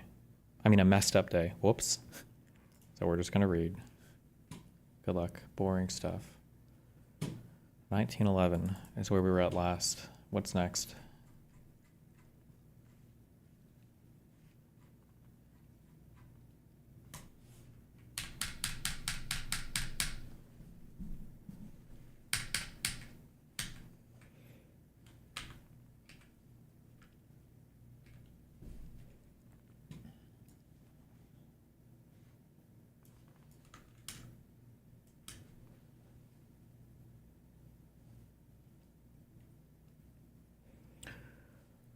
A new era in the history of Iran dawned with the Persian Constitutional Revolution. We did that last time. Against the Shah, the late 19th and early 20th centuries, the Shah managed to remain in power, granting a limited constitution in 1906, making the country a constitutional monarchy. The first Majlis Parliament was convened on October 7th, 1906. We did this. The discovery of petroleum in 1908 by the British in Khuzestan spawned intense renewed interest in Persia by the British Empire. Okay. Control of Persia remained contested between the United Kingdom and Russia and what became known as the Great Game, and codified in the Anglo-Russian Convention of 1907, which divided Iran into spheres of influence regardless of her national sovereignty. The Great Game.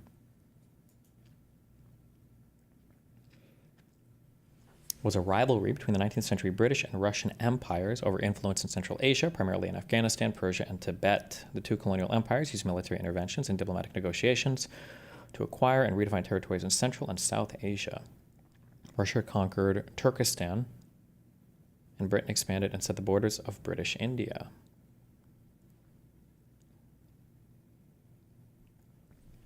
I don't know anything about this, but okay.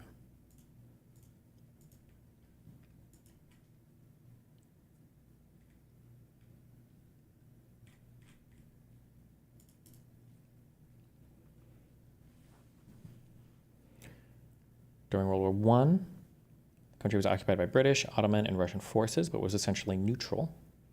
See the Persian campaign in 1919 after the Russian Revolution and their withdrawal. Britain attempted to establish a protectorate in Iran, which was unsuccessful. Finally, the constitutional movement of Gilan, and the central power vacuum caused by the instability of the Qajar government resulted in the rise of Reza Khan, later Reza Shah Pahlavi, who established the Pahlavi dynasty in 1925. In 1921, Reza Khan, an officer of the Persian Cossack Brigade, along with Sayyid Zayedin Tabatabai, led a military coup against governing officials, leaving the Qajar monarchy nominally head of state. In 1925, after being prime minister for 2 years, Reza Khan did depose the Qajar dynasty and became the first Shah of the Pahlavi dynasty. Wow. Okay. Maybe I'll do this chunk of time then, I guess. Pahlavi, Iran.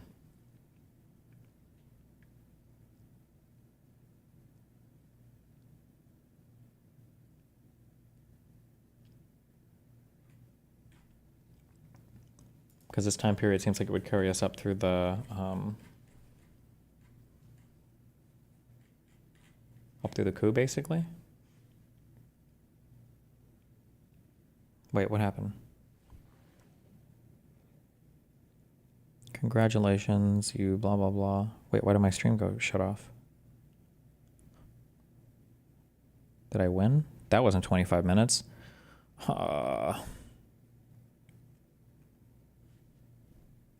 Did I break a rule or something? I don't know. Maybe because I reached the next stage in my... I got to diamond. I don't know what that means, but...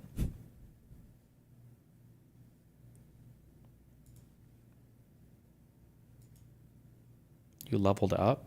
So when it leveled up, it kills my stream? How many more levels are there?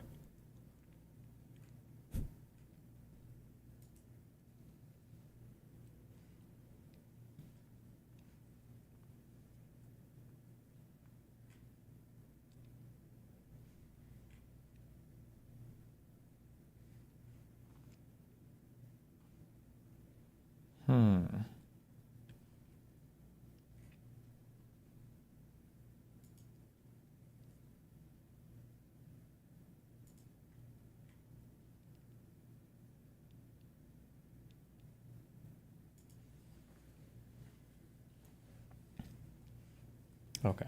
Read the intro to this and then find out how I want to notate this, I guess. The Imperial State of Iran, officially known as the Imperial State of Persia until 1935 and commonly referred to as Pahlavi Iran. Am I pronouncing? Is it Pahlavi? Is that really how you say this?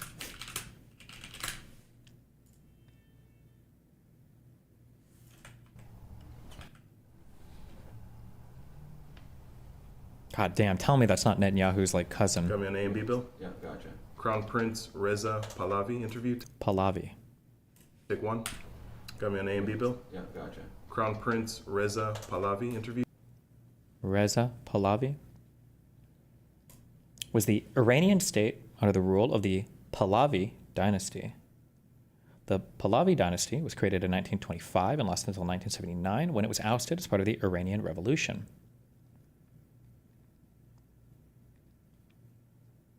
Which ended the Iranian monarchy and established the Islamic Republic of Iran.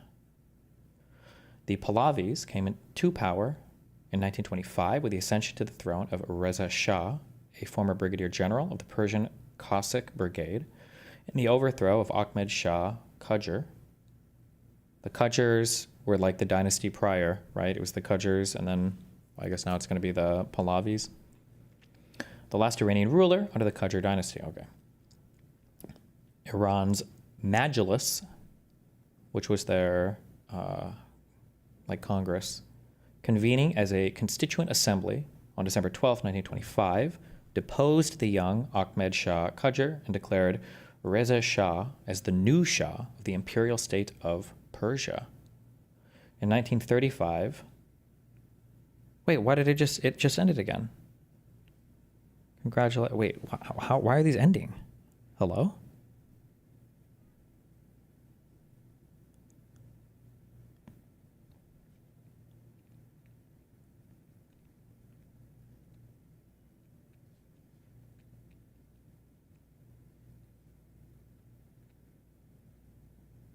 Okay, I'll start my phone for a second.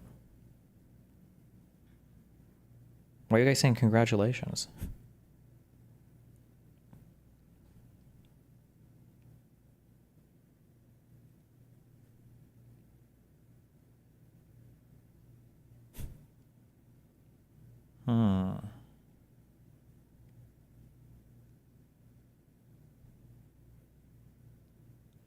Testing, 1, 2. I'm not like muted or something, am I? So it's like not detecting mic input or something?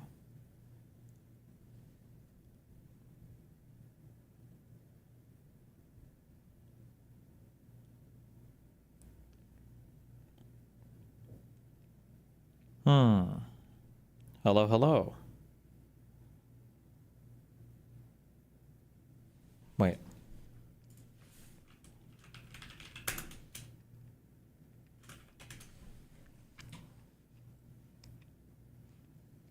Is this not my account? Oh, no, it's not.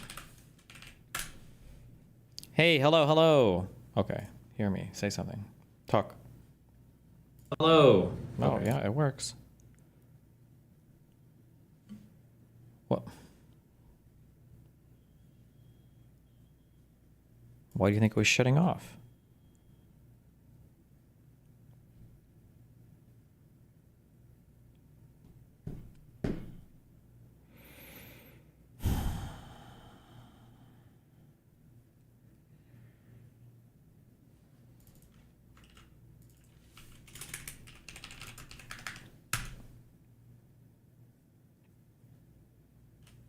Hmm.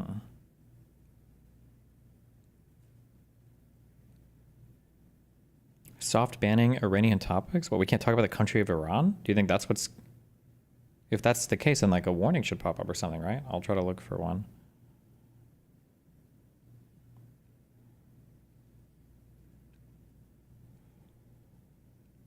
Hmm.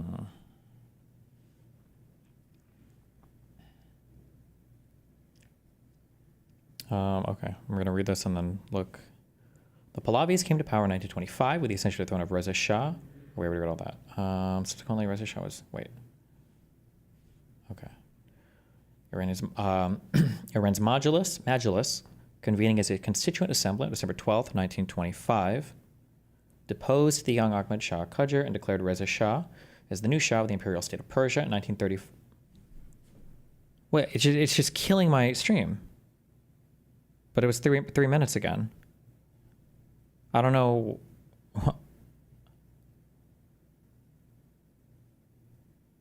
Is it because if I'm like breaking a rule or something, it'll usually say, it'll give like a warning, or it was last time.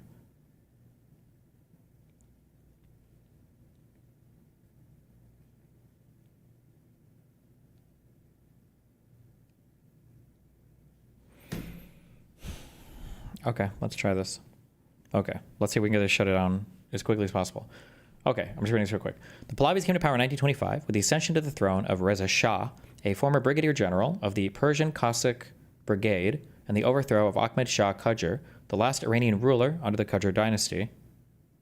Iran's Majlis, convening as a constituent assembly on December 12, 1925, deposed the young Ahmed Shah Qajar and declared Reza Shah as the new Shah of the imperial state of Persia. In 1935, Reza Shah asked for foreign delegates to use the endonym Iran instead of the exonym Persia when addressing the country.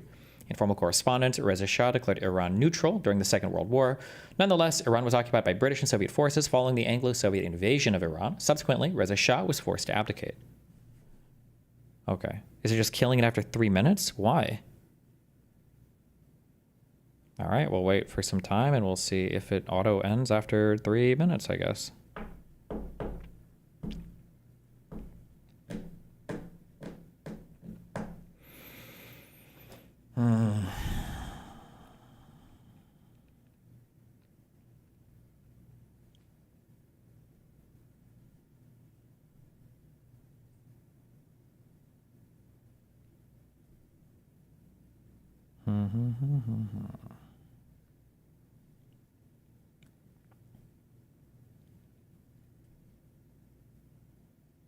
Did you set a timer? No, but it tells me how long I was live after it goes,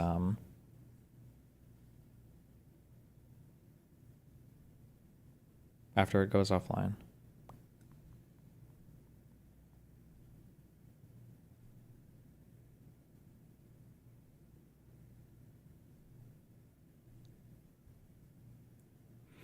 I don't know when this went live.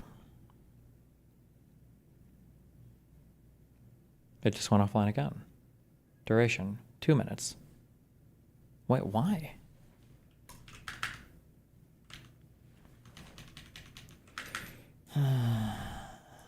TikTok lives suddenly ending.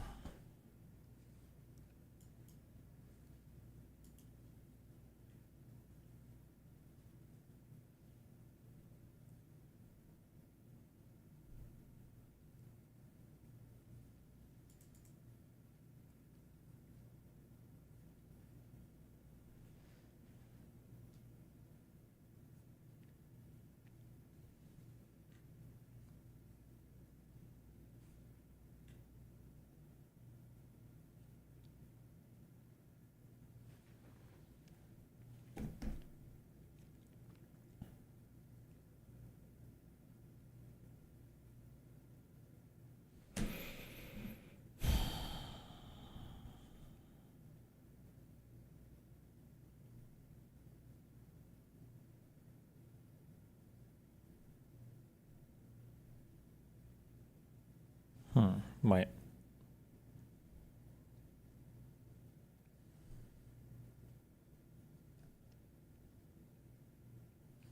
Let's try this.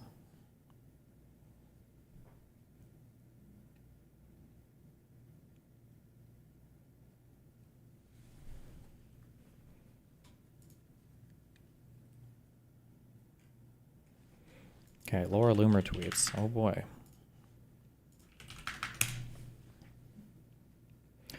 I warned you about this days ago, and there's a reason why I pointed out Jackson Hinkle, who's friends with Tulsi Gabbard. He is cheering on Iran, rallying with Hezbollah, praising the CCP, and honoring Hamas and the Houthis. Dude, we're hitting every terrorist group. Hinkle is cheering for Iran to noob Israel as they chant "End to America." There we go. He now lives in Russia, where he promotes Islamic boobs. Oh my God, never mind, sorry. Boomers as a U.S. citizen. Wait, does Hinkle live in Russia now?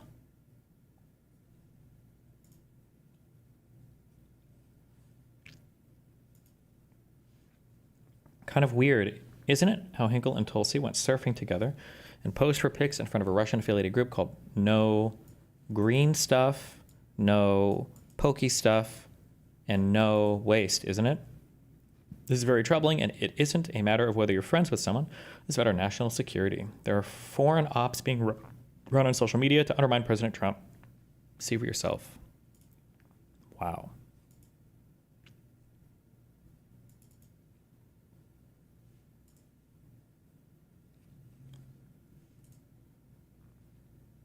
Wow.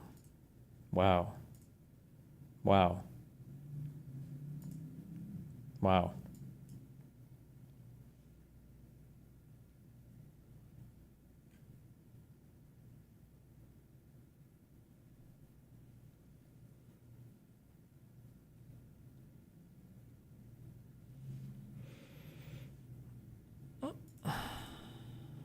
Okay. Wait.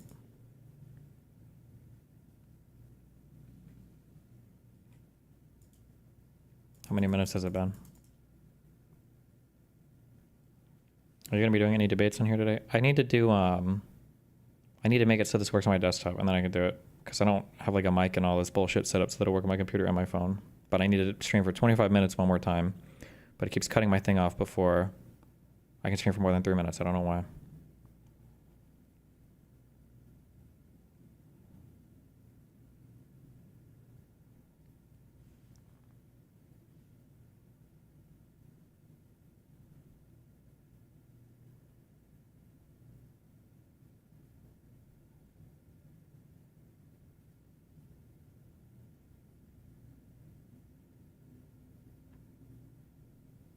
Did Destiny skip World War One in Iran? What did they even do? Seems like nothing happened. What happened? No, why did it end? Duration, 3 minutes.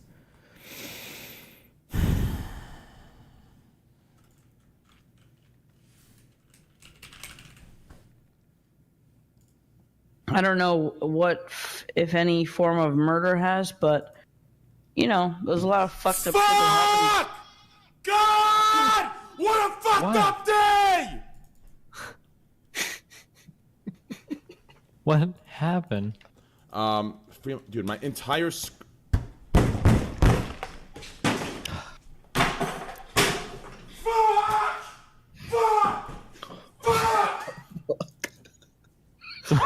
So what do we think about this death?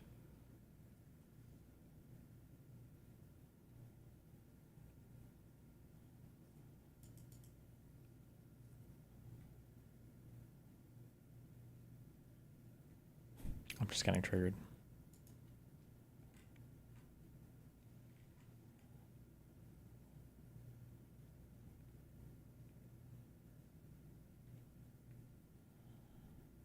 Oh, Iran did get fucked with in World War One. Never mind.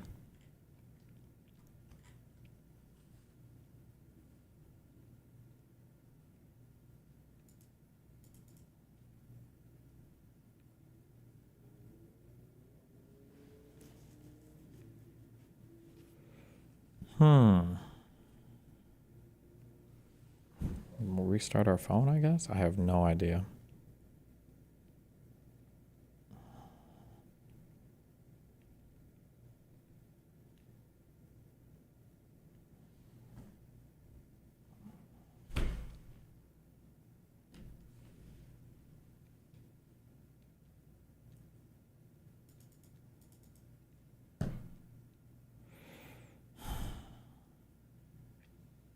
The universe is trying to trigger the fuck out of me today, okay? That's what's going on.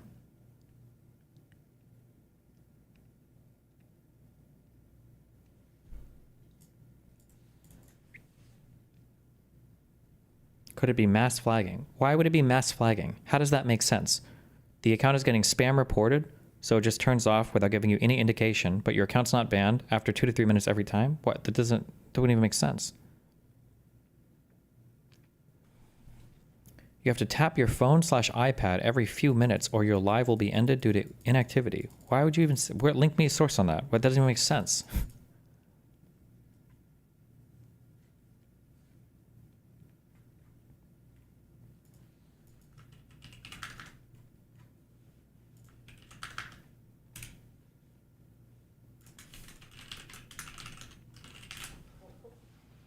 I had the biggest head in the room, goddamn. I got my chain. Why are we targeting me? How you tagging this bitch? How? Let me free ice small, man. Where you tagging? Just pull this. Alright. You don't need one. Yes, sir. Yeah, you don't need, let me see that. You don't even need Yes, sir. So you was fighting for something you didn't even need. Why would? Just let me know I'm available to use this. Oh, wait.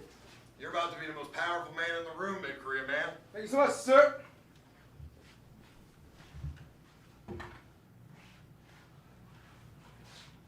Hope you're ready, Benny.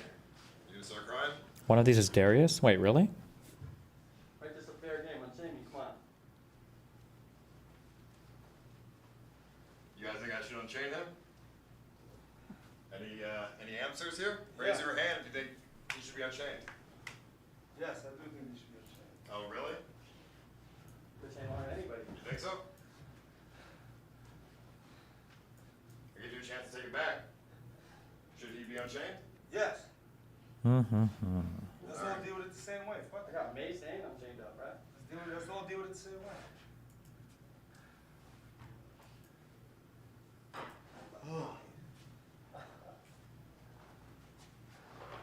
Come here. Yes, sir. Yes, sir. Here. This is what I want you to do. Don't aim for the face. No face. No face, no neck. No neck. Wait, what are these guys doing here? Body and lure. Yeah.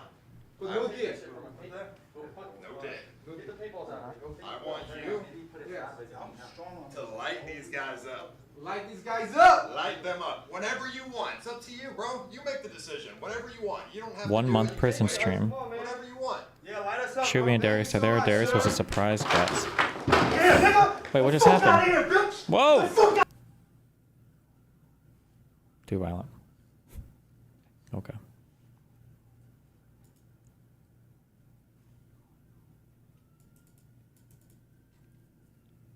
Whoever stays the longest gets 50K. Is that the whole? Is the whole prize pool just first place, or is there like a second and third?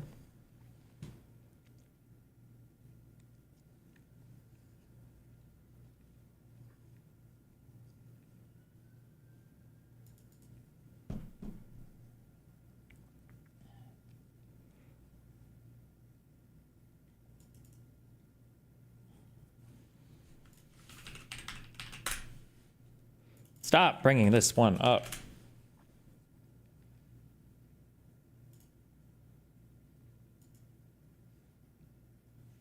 Wait.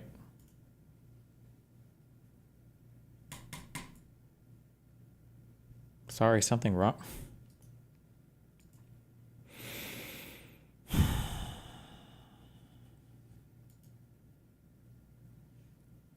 Wow. Shh. 2 minutes and 50. Oh my God, are we gonna pass the stop threshold? The 3-minute threshold? Are we gonna survive? Thoughts on Jenk's recent podcast? The media. What is considered far left now? Because to me, it seems like oh God, the AOCs of the world, the Bernie Sanders, they seem like the moderates because they're only speaking common sense stuff that. Oh, far left and far right just have to do with what common sense is. Oh. People want free healthcare, free education, more. Why? It just ended again. Okay, just kidding. TikTok's not working today. the dream. Based.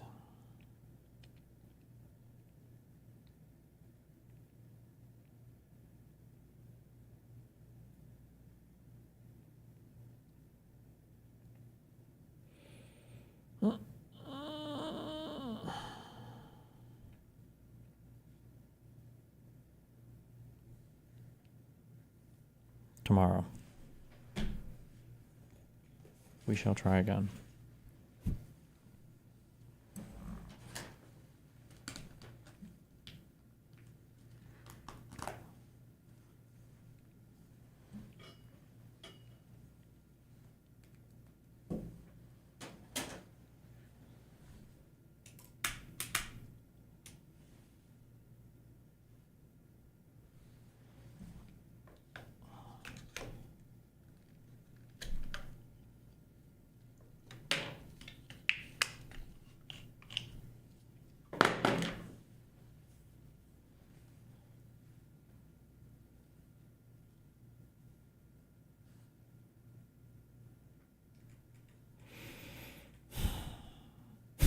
I need the drillers. What a day. Try not speaking off for 3 minutes. How about I try talking to your mom for 3 minutes, okay? Maybe it's the internet connection. Yeah, I think that could be it. The internet connection was just dying at 2 to 3 minutes randomly every single time. That might be it, for sure. But also this internet connection is not impacted at all. Maybe. Maybe?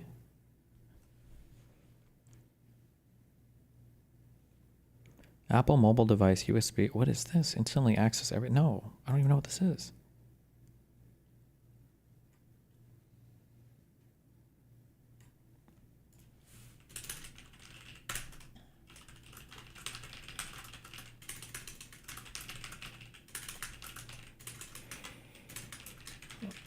Go offline every 3 minutes after trying to go live.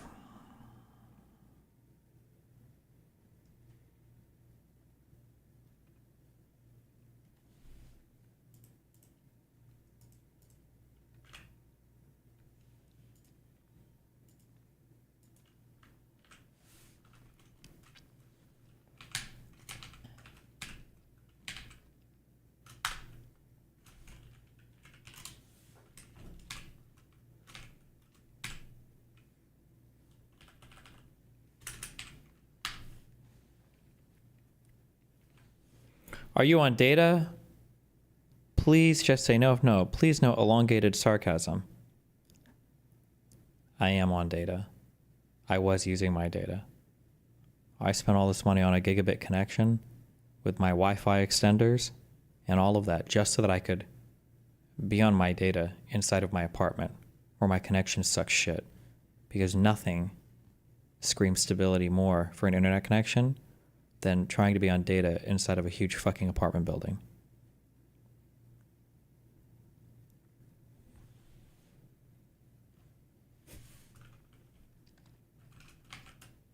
I'm gonna...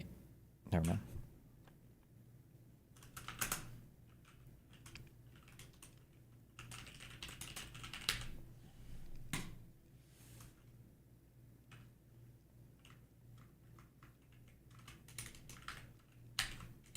Fuck. Control T? Fuck! What's the insert note command? Or template? Windows? Control... Oh my god. Who's got my Obsidian shortcuts? Say it.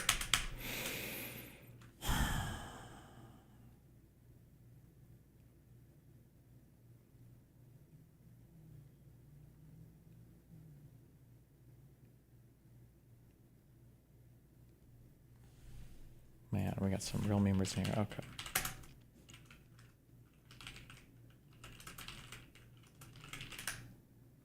I got it. I'll Google it. Alt-E. Is it an alt thing? Nope.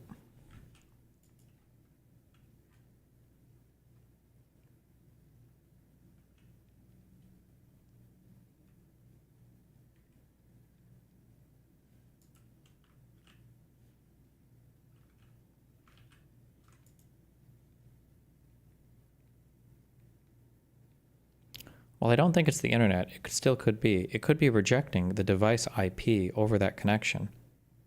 It rejects it for 3 minutes and then changes its mind, or it doesn't reject it for 3 minutes and then changes.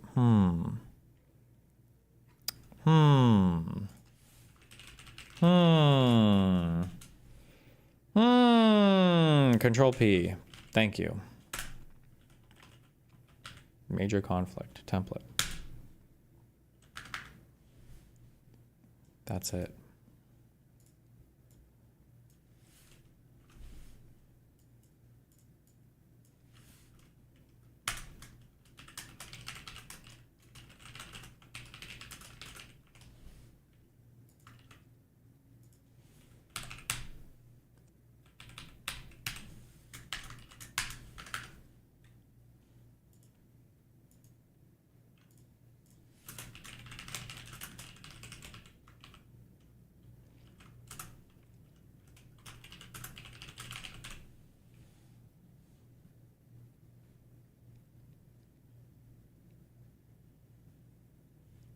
Crystal and Kyle are debating Jenk now.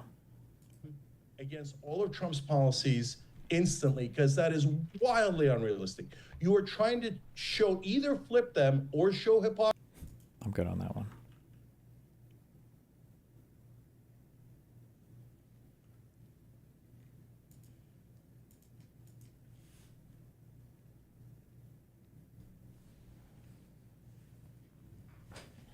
Okay. The Persian campaign, or invasion of Iran, was a series of military conflicts between the Ottoman Empire, British Empire, and Russian Empire in various areas of what was then neutral Qajar Iran, beginning in December of 1914 and ending with the Armistice of Mudros on October 30th, 1918, as part of the Middle Eastern theater of World War I. The fighting also involved local Persian units who fought against the Entente, I don't remember how it's pronounced, and Ottoman forces in Iran.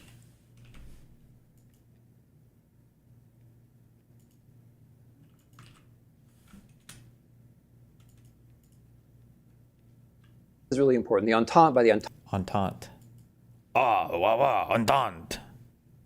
To side with the Entente. Okay, give me one more. Story. In response, the Entente. Who fought against the Entente and Ottoman forces in Iran. The conflict proved to be a devastating experience for Persia. Over 2 million Persian civilians died in the conflict, mostly due to the Armenian genocide by the Ottoman regime and the Persian famine of 1917 to 1919, influenced by British and Russian actions. The Qajar government's inability to maintain the country's sovereignty during and immediately after the First World War led to a coup d'etat in 1921 and Reza Shah's establishment of the Pahlavi dynasty.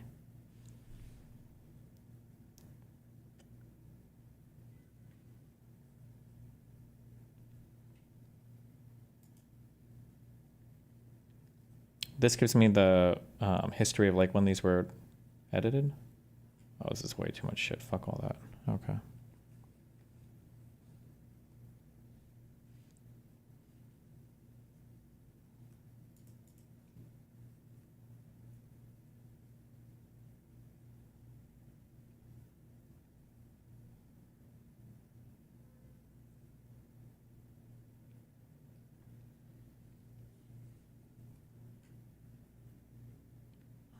Okay. Basically, his comment section is brutal. What happened? He wasn't against The purpose of this is... Or he didn't... 68 comments. XQC and others like him never said, please don't watch the original. I don't know. I feel like if XQC said he was watching it explicitly, siphon views... Does Pisco bring that up about the XQC thing or something? Or...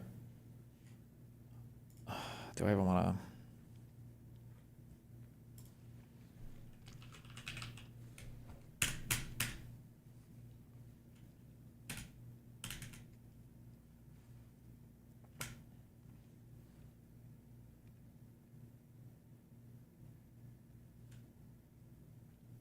Is there, What's like the timestamp in this? Fucking views you get. Oh, okay, sure. I mean, that's content, man. It's original content, at least. The ultimate debate, bro. He hit him with the worm. Oh, why didn't I think of that first? I kid XQC, but he is not the one I'm suing. Despite my criticism, he's not a malicious infringer. But the ones I am suing, you'll see, are much, much worse. Excuse me? XQC is not a malicious infringer? That doesn't pass the smell test at all. So he's on camera right there basically saying, I don't give a fuck if it's illegal. I'm going to do it anyway. If that's not the definition of like, you know, malice or at least like reckless disregard with respect to his infringement, I don't know what is. That to me is just not believable what he just... XQC statements here had nothing to do with Ethan's content though, no? This was about the Lemino stuff and just React in general, no? That's, I'm just going to assume he misunderstood or something there. Okay.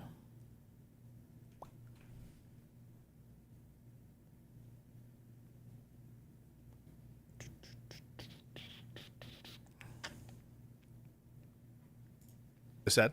XQC is not malicious about infringing. Don't buy it at all. No one can argue with me that that is... Now, what he might ultimately say is he doesn't want to steal money or revenue from the people who he's, you know, infringing on. But that's not the only kind of malice, is when you like purposely want something. Also being, you know, uncaring about whether you do or not, that's also a kind of malice. So yeah, I don't believe that at all. I think that that is, if you have any background knowledge on XQC, it doesn't even pass the smell test to distinguish the kind of reaction that he does, principally, from these other people. That is like laughable. I'm not being purposely obtuse. I gave Ethan his credit at the start. This is what I'm being fair and balanced in all things, as all things should be. I started by saying that I don't think he's poisoning the well by laying out this principled position of fair use. I think that he's demonstrated that over the course of his career. And so I'm giving him, and I even thanked him for the case law that we have. I think that's good case law, actually. That's an example of where he was raising money for legal, the FUPA fund or whatever, where we actually got useful case law at the end of it. It was a motion for summary judgment. I think I remember, yeah, it was a motion for summary judgment. And it's good case law, it's good precedent. It's an example of like one of the successful raising money for legal fund defense things, right? So I gave him his props at the start. But the notion that XQC is not a malicious infringer is so laughable and beyond the pale. Basically, what I think he's going to try to argue, and what I'm starting to hear is like, there's a principled reason beyond my personal disagreements with these people that I would go after them as opposed to anyone else. And that is going to be very hard for me to stomach. It's going to be hard for me to think have a principled distinction there. Now, is it infringement? We'll take a look and see what the arguments are. But let's just be, it feels a little dishonest. This is probably going to be because you disagree with them and you don't like them. And it has to do with your personal disagreement and the Hassan thing and the Israel-Palestine stuff. The notion that this is a principled position to go after malicious infringers as opposed to like non-malicious infringers, and XQC, even though he's not carrying, isn't malicious, to me that doesn't even pass the smell test. Now, ironically, I don't know what, I mean, has XQC ever, maybe he has, I've missed it, or was it in the first, do I want to rewatch the first 9 minutes? Has XQC ever said anything like, let's take the revenue from these guys to make sure they don't make any money on this? Like, has he ever said that, ever? That's just such a weird, I don't understand that statement at all. That piece code just made, but okay. After this debate and in the wake of this large conversation, the problem seems to have only gotten worse. You have people like Hassan Piker paving the way of fair use with what's known as chair reacts. When Hassan gets this up is to insane. go to the bathroom, or to eat, or to talk to his mom, or to do whatever, disappears for an extended period of time and leaves the video playing for his chair. Mr. Chair, they call it. That's crazy. The effort warned people to leave the area around the main airport in Sana'a. That's wild. Like he for sure is infringing on all this shit. Not necessarily all of it. There are some reactions that he does that I don't think is infringing, but when he just lets a majority of the video play, like... He's considering XQC malicious because he said he doesn't care about the law. Yeah, he can roll with that definition, which that is probably what he's doing, but that's clearly not what Ethan, I think, is referring to here, right? That's crazy. They literally say, watch it live. No, I understand that there could be some additional malice, but like XQC is very malicious in infringing. That's what I don't buy. Like XQC literally said, I don't care if I'm breaking the law or not. That to me. Yeah, but that's not what Ethan is talking about not caring if you're breaking the law. I think what Ethan is talking about is literally like, I'm going to deprive this creator of revenue. I don't know why I'm qualifying this with I think. That's very clearly and very obviously what Ethan means. I think it should be very easy and obvious to understand that. Me is like, there's a reckless disregard for all those other effects that Denham's and company are trying to achieve, right? Like, that's not the definition that Ethan is rolling with. But. Thanks, Tomato. Is that's what you mean by malicious? That is like malicious towards other creators. Yeah. But it's just a different kind of malice, right? So the argument on but that's the kind of malice that he's talking about, right? Half of people like XQC is, well, this brings more attention to the video anyway. So then you have to make this argument like, but XQC literally says he doesn't care about the law, but he wants to benefit these people. He wants to help them out. And so if that's his actual belief that he's helping these people, but Hassan has said similar things before. So how do you distinguish them? I think that it's just like... We're not talking about Hassan and we're not talking about XQC. How do we distinguish them from people like the 3 named parties in the lawsuits? The distinguishing thing is them saying, we want to take away money from Ethan Klein. That's the distinguishing thing, right? What do you mean? Doesn't care whether it helps him or not. And let's be honest, does he really care? He doesn't care if it helps him or not, if it hurts them. Does XQC give a shit if the video he's watching hurts the person who made it or who owns the copyright? No, he doesn't really care. Let's be honest here.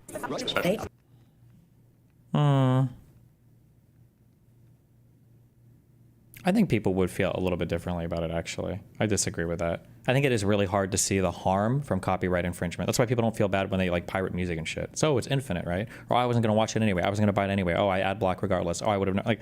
I actually think it is quite hard. And it was in this setting that I formulated an idea. What if I could make a long form, irresistible? Like if we were to do like a really hyperbolic example, let's say that like a new content creator were to release a video. And let's say that Asmongold, XQC, Hassan, Destiny, everybody, like we all react to it like the minute it comes out, and we all upload reacts to it, and we all get like views ranging from 100,000 to 10 million views on the video, and the original video got like 1,000 views. I think that not only would all the communities be like outraged about it, I think even the content creators themselves would be like, ooh, that kind of feels kind of shitty. We gotta fuck that dude over pretty hard, right? Piece of content that I knew that these streamers couldn't resist. They couldn't avoid the temptation of watching it the second it was published. I don't have an issue with them. Wait, so he planned this?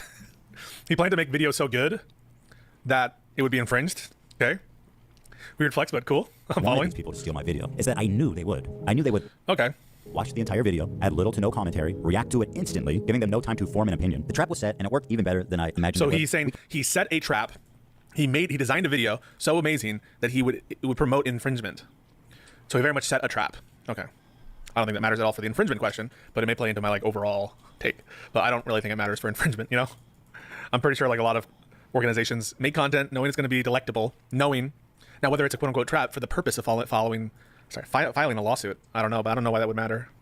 Captured pretty much every large streamer reacting to it in its entirety immediately after it was published. Now the thing is, there were a few people that went above and beyond to commit copyright infringement. For example, Denim sits here.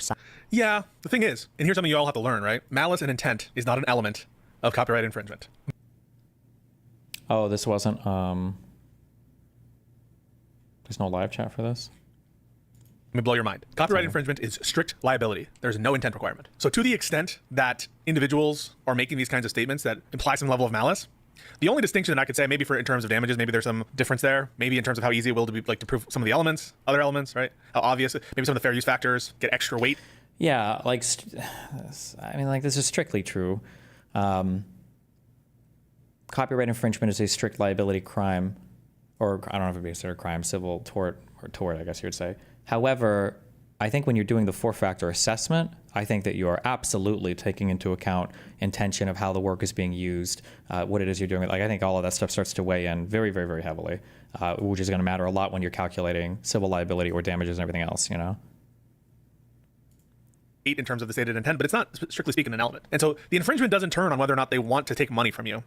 It doesn't turn on whether or not they know or think that what they're doing is fair use. It's strict liability. So a bit disingenuous in the sense that like they went above and beyond because of things they said to do copyright infringement. That said, I'm also fairly certain that you have to be very careful not to conflate fair use with copyright infringement. I think, right, because the fair use would be the affirmative defense that you would wield when accused of copyright infringement. If you're fair use, if you're wheeling out the fair use defense, you've basically said what I've done has met all of the elements of copyright infringement, but I don't think I'm actually copyright infringing because here's my reason for why I, appropriated whatever copyrighted works. In which case, I think things like intent, again, when you go to weigh the 4 factors, I guess it depends on how you measure or how you do intent. Like if you make something for educational purposes versus making something for, commercial YouTube purposes, like would you consider that intent? I feel like we're kind of playing word games, but however you define intent, it's going to be evaluated when you're using fair use as a defense here, right? We'll be describing blatant copyright infringement if the intro is anything to give us an indication.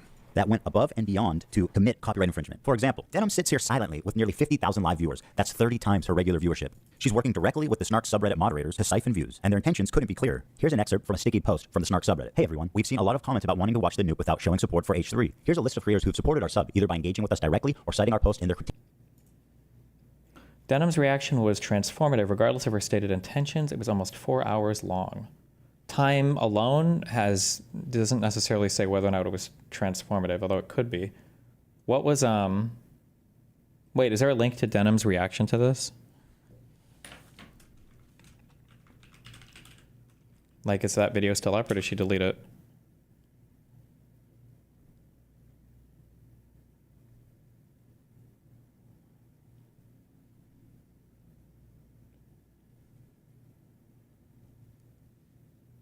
Like, I'm curious, when they say that it was 4 hours long, was this like an hour padded at the beginning and the end? Or was this actually like it started and then it took 4 hours to get through the hour and a half video?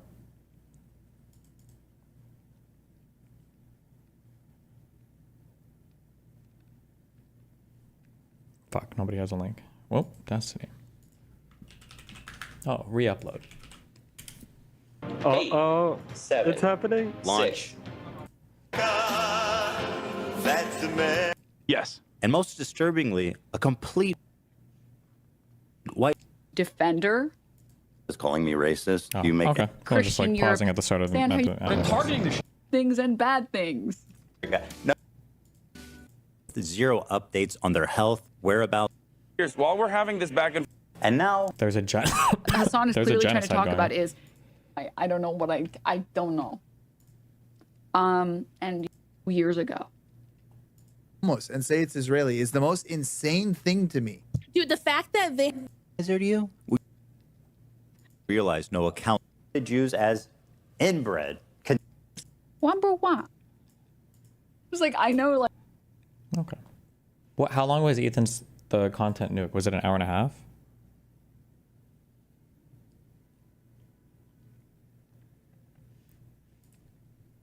Hour and 42. Okay.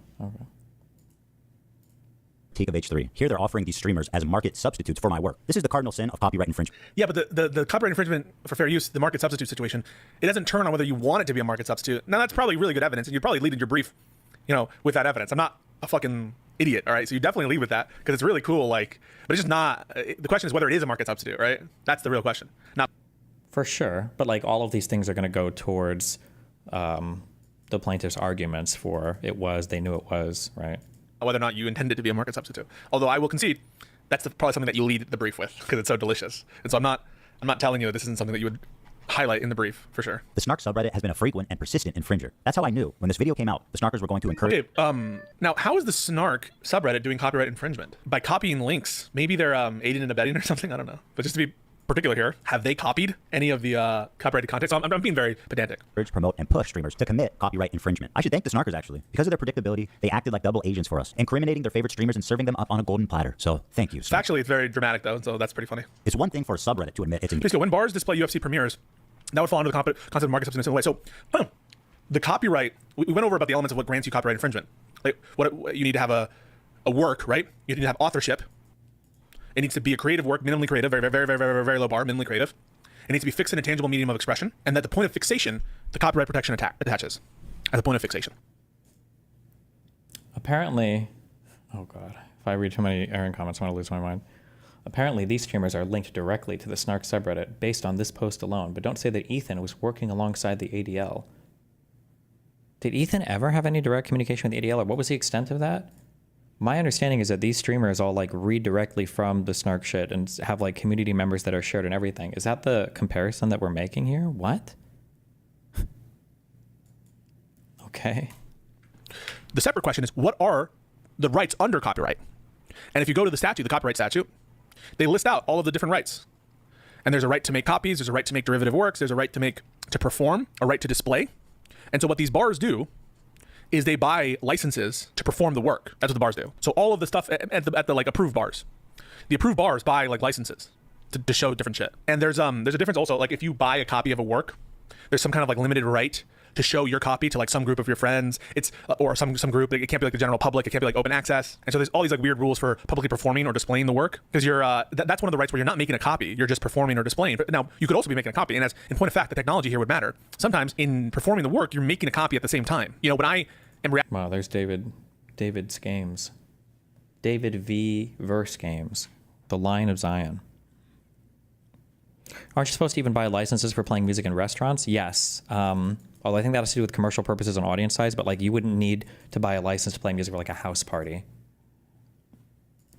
reacting to this video, if this were infringement, it's not, it's fair use in my opinion. In this video, right, I'm making a copy if I were infringing, because I'm also recording this as a VOD on my like local hard drive, but also on the Twitch servers. So different rights can be at issue. The market substitute analysis has to do with fair use. That's where that analysis comes into play, not at the point of infringement. The first question is there even copyright protection? True. Right? Is this a work of authorship? Is there that minimal creativity? Is there fixation? Those kinds of questions. Congratulations for getting into med school, David. You can be our resident anti-vaxxer soon. Okay. Next question is there infringement? There's a split in some of the circuit split on some of the case law in terms of substantial copying, in fact, copying, legal copying, right? So there's a question of infringement. And then next, there's the question of fair use. So they're different questions. The market substitution analysis comes to the point of fair use. I hope that clears some things up. I should have clarified initially. This is under something that the bar did not pay for the rights, right? If the bar did not pay for the rights, then they're violating the copyright of UFC because they're having a public performance, and that's a right protected and given to the copyright holder. One of the exclusive rights, and we'll go to them so you guys can see what I'm talking about. You have the reproduction of copies or phonorecords, derivative works, distribution rights, in the case of literary, musical, dramatic, and choreographic works, and motion pictures and other audiovisual works, to perform the copyrighted work publicly. So when you perform it, right, every time you play the movie, you're performing it to yourself. So it's the right to perform it publicly. In the case of these other kinds of works, the display, right? So that could be considered the performance and display kind of go hand in hand. And then you have this like specific to audio sound recordings, right? So one of the rights protected here is the right of performance. And so for bars that want to perform the UFC fights, they need to get a license, because those bars are performing the works publicly. Engaging in copyright infringement. But how do you get the streamers themselves to admit that they're stealing content? So this whole thing about like, how do we get them to admit it? It's disingenuous. You don't need them to admit it. It doesn't matter if they admit it. Maybe it matters for how compelling your brief is, I guess. But the notion that it changes the underlying legality of it, I find to be disingenuous. It's a strict liability offense, strict liability cause of action. Guys, if you enjoyed not giving any views to that terrible video, follow, subscribe, throw a prime. Okay, but you do lead with that in the brief. Holy dumb. If you like the content, if you enjoyed your time here. It turns out they just do it for you. You couldn't cook up a more incriminating statement if you tried. Denim's the queen of self-owning. You prevail again. Yeah, that's a big self-own. One thing about copyright you should know is that you got to register it before you publish to be eligible for statutory damages. Right, so that's correct. So Ethan Klein appears to know something about copyright. So the copyright protection... How compelling your argument is kind of fucking matters. Not really in this case. Pisco's right. You lead with this in your complaint because it looks good and it kind of roasts the opposition. But like, you could theoretically say, just so you guys know, like the big meme, no copyright infringement intended. That doesn't matter whatsoever. And you could also lead with I'm about to copyright infringe the fuck out of this piece of shit, and then do the most like transformative work ever, and it's not copyright infringement or not. Technically, it has basically no bearing on whether, but like you would include it because a judge is going to read this, and arguments are going to go back and forth, and it speaks a little bit like it's like persuasive a little bit ish, persuasive-ish, but strictly speaking, it's not really. It has nothing to do with meeting the threshold of copyright infringement or not. Exists at the time of fixation. So you don't need to register your works to get copyright protection. But you do need to register it if you want specifically statutory damages. They want to encourage you to register your work. There used to be, the copyright system used to be, you had to register all works that you wanted to have copyright protection. But then, so America was much less lenient than these other countries. And then to ascend to a bunch of like international treaties on copyright, America changed their laws to say, okay, now it appears at the time of fixation. Why is Pisco treating a YouTube video like it is the court case? They're clearly for different audiences. I don't know. He's doing his lawyer analysis, I guess. I don't know. But you still need to register in order to get statutory damages. If he's telling the truth, I'm assuming he registered the video, which would not be common practice for most creators to register in the Copyright Office. Nope. But that's kind of funny. And attorney's fees, which is the main biting force of a copyright infringement lawsuit. Well, I'm happy to tell you guys now. I, Ethan Klein, have registered Hassan Piker Content New with the United States. But like also, to be clear, also for like strict liability, even when we talk about criminal stuff, like, well, I should be careful because for civil stuff, whether or not somebody pursues it really just comes down to whether or not a plaintiff wants to file charges. But like for strict liability crimes, that's probably almost, I'm going to say almost certainly going to influence whether or not a district attorney wants to go after somebody, right? Like if there is some guy who is 25 and he banged a 17-year-old who showed him a fake ID, and somehow the cops arrest somebody or whatever, and then they found out like, oh, this girl showed you a fake ID and you had sex with them. Like statutory rape, I believe, is a strict liability crime. There is no excuse. Even if they showed you a fake ID, it doesn't matter. But my guess is going to be that like if a prosecutor is looking at this, they're gonna be like, this is dumb. Like either they'll plea him out or they won't even charge because like, the fuck is the point? It's like generally speaking, now you're relying on the prosecutor not wanting to fuck you over or whatever. But like being malicious or states of mind or whatever would influence criminal stuff. But on civil stuff, it's up to whether or not you want to bring a lawsuit or not. Now, the state of mind stuff possibly, while it won't help you in meeting the element for the crime or the element for the tort, and it won't matter for necessarily maybe a conviction unless a jury is persuaded. It might matter for awards or damages. If you can show the other person was acting like with huge malicious intent, then a jury maybe. I'm not aware of there being certain torts that you don't get secondary damages awarded for. My understanding is that can basically be awarded for anything. So It's Library of Oh Congress. boy. Some of you guys out there sweating? Even though theoretically I could sue a lot more creators. Yep. So now he's trying to explain why he wouldn't sue others. And rake in millions of dollars. But the purpose of this is not financial gain. People like XQC and Asmongold may have watched the entire thing, but I would never sue them just for doing that. I don't want to chill the reaction community into fear. Actually, the Whoa, that's bad faith too. Just be honest, Ethan. I mean, this is just bullshit. I get it.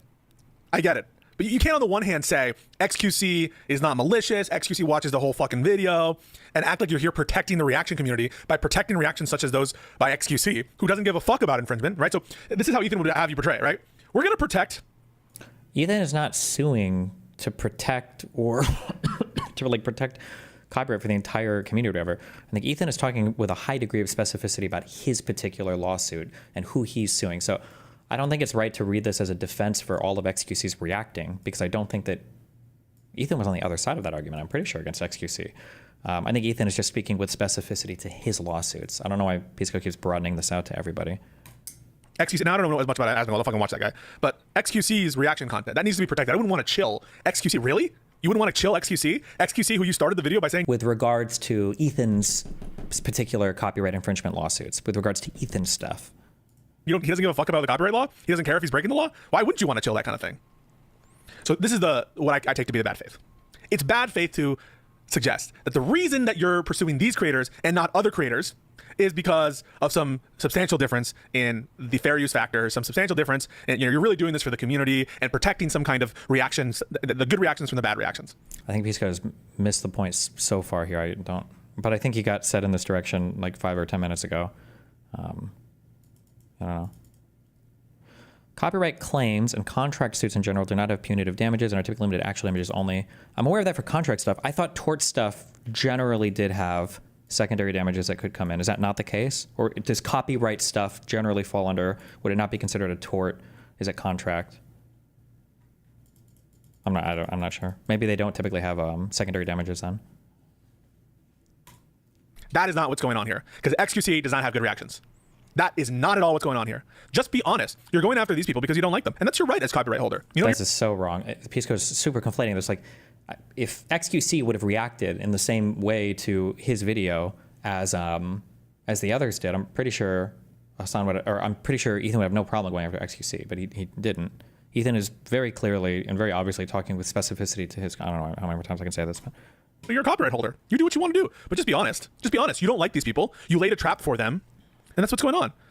And I'll go even a step further. What Denham's just said there is a fucking self-own, and she's not upholding any kind of standard of reaction from what I can tell and what's going to be there that anyone should like, or that should be protected, or that we shouldn't say don't fuck around and find out. If you do that kind of reaction content, you should fuck around and find out. So I'm being fair and balanced. 100%. Copyright isn't a contract, but it is all governed by federal statute, which limits damages to actual damages. Is that true? I don't think that's necessarily the case, right? Like, for instance, my wonderful court case is based on that first thing is a federal statute, but you can still also go for secondary damages there, right? That was my understanding. Or defamation or slander. Like, these are, I guess they don't have to be on federal, like the Alex Jones things. Let's see, secondary damages, punitive, Westlaw.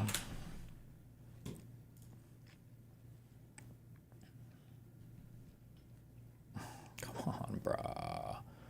Brah.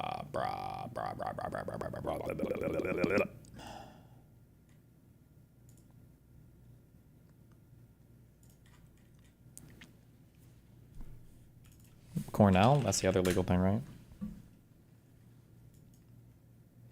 Punitive damages are awarded in addition to actual damages in certain circumstances. Punitive damages are considered punishment and are typically awarded at the court's discretion when the defendant's behavior is found to be especially harmful. Punitive damages are not awarded in the context of are normally not awarded in the context of a breach of contract claim. So not contract. Tort is not contract. I'm pretty sure tort encompasses everything that's not a contract, right? For civil cause of action, I think.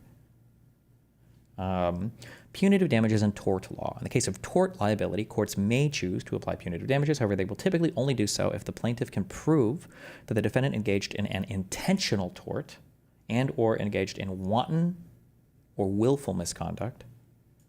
An intentional tort is a type of tort that can only result from an intentional act of the defendant. Depending on the exact tort alleged, either general or specific intent will need to be proven. Common intentional torts are battery, assault, false imprisonment, trespass to land, trespass to chattels, and intentional infliction of emotional distress. For instance, in the case of Garrett versus the court. Okay, so that would mean that intentional tort is not strict liability tort, right? Because intent isn't required for a strict liability thing, neither general nor specific intent. Right? Maybe, right?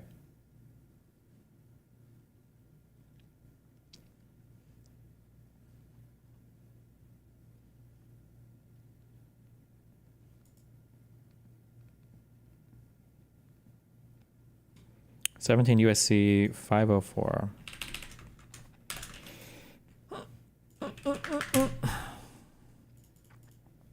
Remedies for infringement, damages, and profits. Except as long as... Oh, this is about statutory damages that you can get if you've registered, I think, for a copyright or whatever. Control F, punitive. Control F, secondary. It's not in here, but...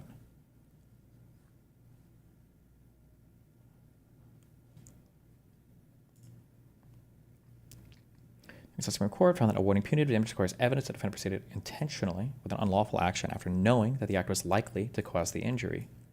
With regard to principal-agent relationship, courts are reluctant to award punitive damages on the principal for the reckless actions of the agent. One exception to this preference is when the principal encourages or causes the agent's recklessness.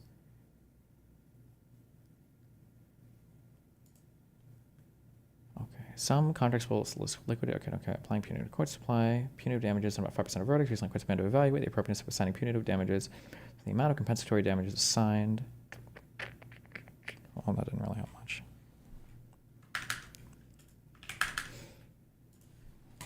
But the XQC style reaction is also of that type. Now, you might add in the gloss where here, there's that additional kind of like... Oh. Hold on. What is this? Israel's government has also spread chaos, terror, and suffering throughout the region.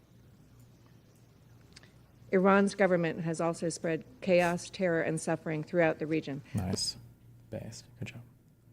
Oh, I don't like you, Ethan Klein. I don't want you to make money. But to me, that is a distinction without a difference in terms of the fundamental fair use analysis. That doesn't really matter. On both sides of the ledger, what's really driving this is personal dislike and the other issues, not the nature of what's happening here. So this distinction, and I could already tell from how he started it, between XQC and these other people, doesn't pass the fucking smell test. He's just so wrong. I don't know why or what he missed here, what happened. Or maybe he was reading chat. I read chat sometimes, but this is just completely off.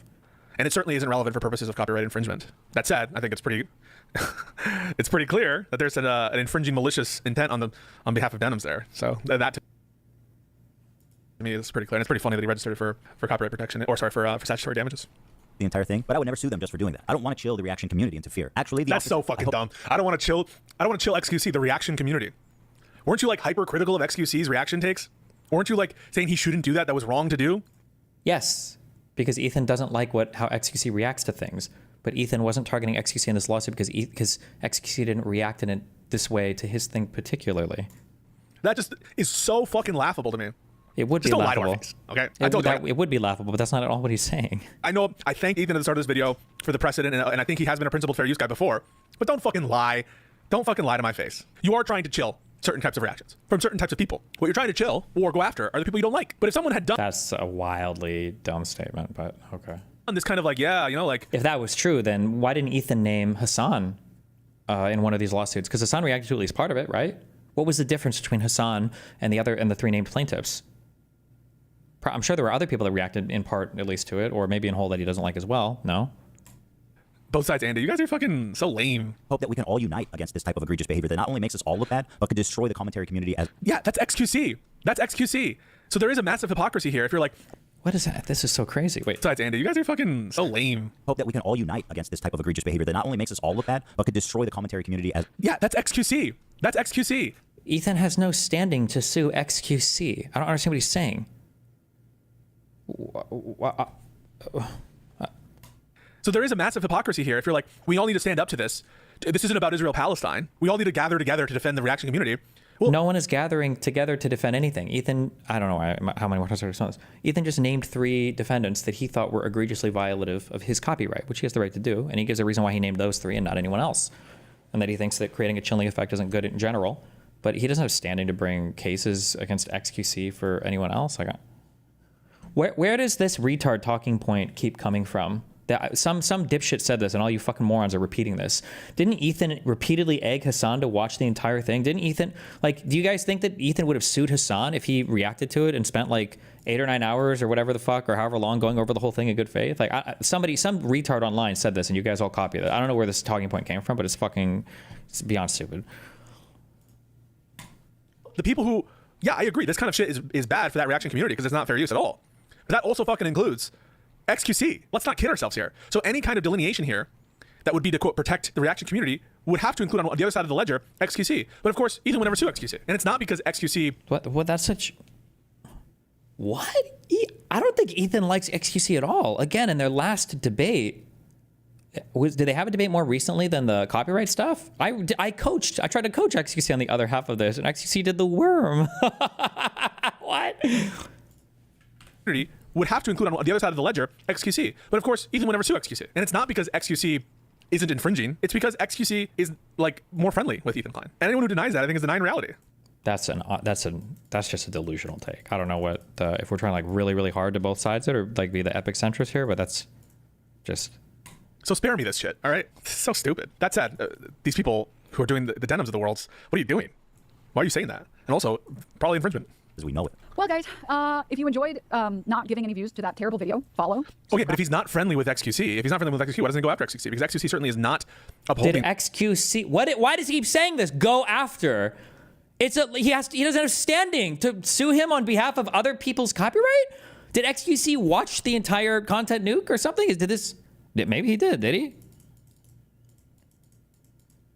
Does anybody know? I don't even know if he did or not.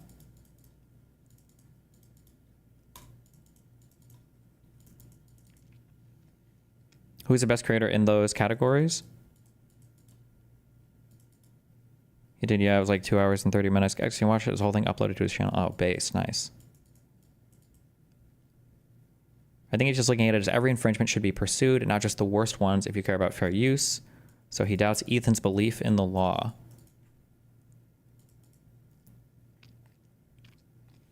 He did, but it was a fair react comparison to the other reacts.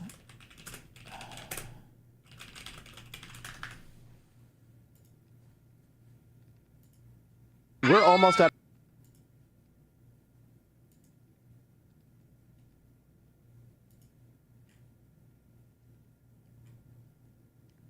Which, does he have it on his YouTube channel?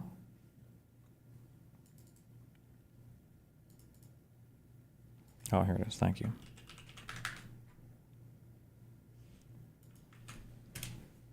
"39 months, big boy. How about a welcome to the jungle?" He's a content goblin. Of course he did. You guys keep saying of course, but I thought, didn't Asmongold, or am I mixing this up with something else? Didn't Asmongold wait like 2 weeks to watch this? I don't remember if XQC watched it or not, but okay, XQC did watch it. Experts. If this infringement has no intent, then what Dunham's and XQC did was exactly the same, right? From a legal standpoint, I'm too lazy to go through this whole thing, but I mean, from a legal standpoint, what XQC and Denham's technically would be the same. Now I'm granting that this React was the same or as transformative as Denham's. Now, if XQC did something significant or like cut parts out of this or do whatever, then you can make like a greater argument for XQC being transformative here. That being said, there's something I still think there's something to be said for acting with malice, maybe not in a strict like elements of the torts thing, but in terms of like people deciding to sue you thing. If you're doing something, especially something that's like a strict liability thing, like there's a difference between somebody saying, you know, like, oh, you fucked up or you shouldn't have done this, and the guy's like, oh shit, yeah, sorry or whatever, versus somebody who's like, I'm going to willfully and maliciously do this. Maybe not in the eyes of whether or not they have violated or given you the civil cause of action, but in terms of whether or not a plaintiff wants to pursue a case. I mean, like, that's absolutely true. And you also have absolutely the right to do that as well, you know.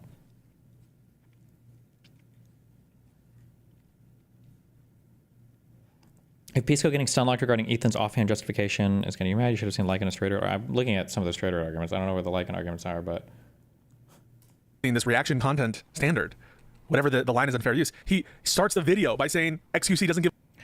We'll just forget about all of that conviction before now.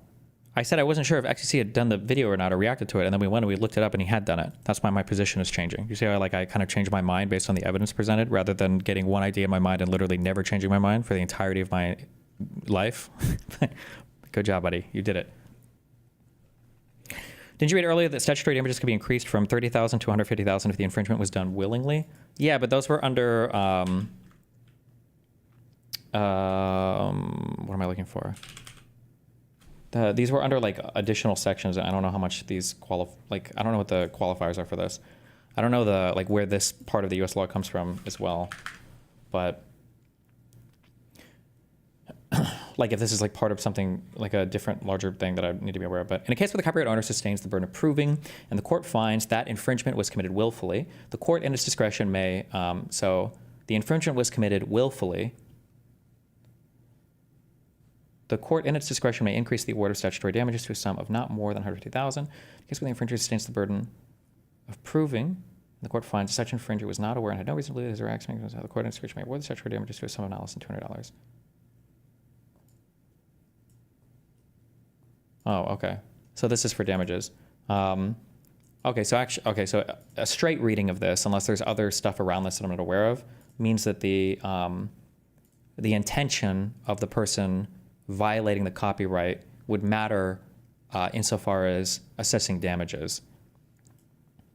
And the damages would go up, would be capped at $150K. If I'm reading this correctly, I think a plain reading of this. Are you obligated to sue everyone who infringes? No, of course not. You understand Ethan purposefully entrapped them to target these specific people, right? Nobody made any of these people violate his copyright. Nobody forced them to do any of that. That's not entrapment. None of them had to do it here. And to verbalize it in the most egregious way possible. That's on you. That's just like, if you're doing it, that's all their actions on their own. Nobody made them watch a video.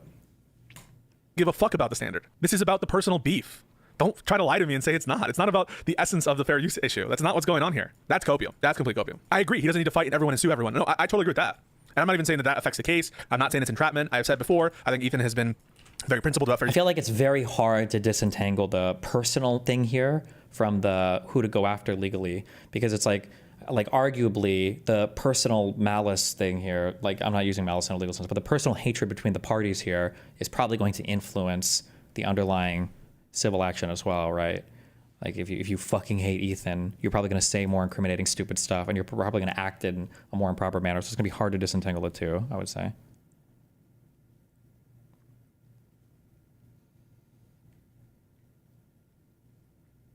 Strictly speaking, a tort is a common law cause of action. So any cause of action based in statute is not a tort and doesn't need to fit neatly into some flavor of tort.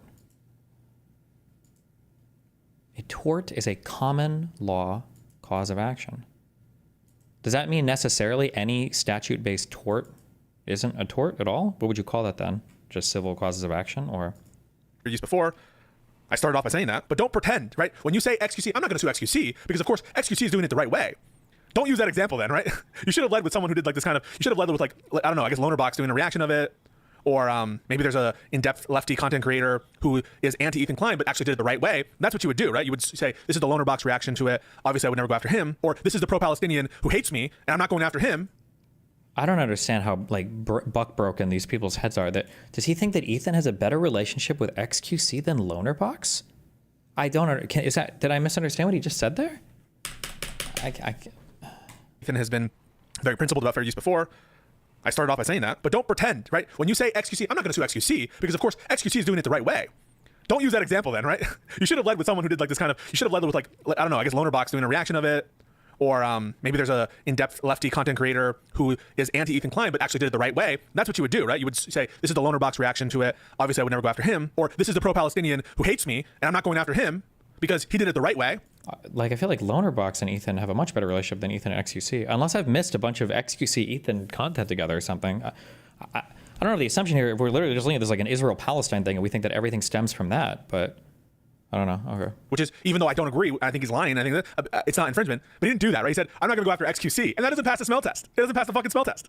If he wanted to make the point of, oh, this is all principle for the reaction community, then he would pick an example of a lefty content creator or a critic who did it the right way, who he's not going after. But he picked XQC. When he started the video saying XQC doesn't give a fuck. So spare me. This, again, I don't think it affects the legal analysis at all. He starts off by saying, I'm going to set a trap. Set a trap for whom? Set a trap for these creators. That's what's going on here. You're just being pedantic. You guys are such copers. I'm giving you my honest take. I'm being completely fair and balanced.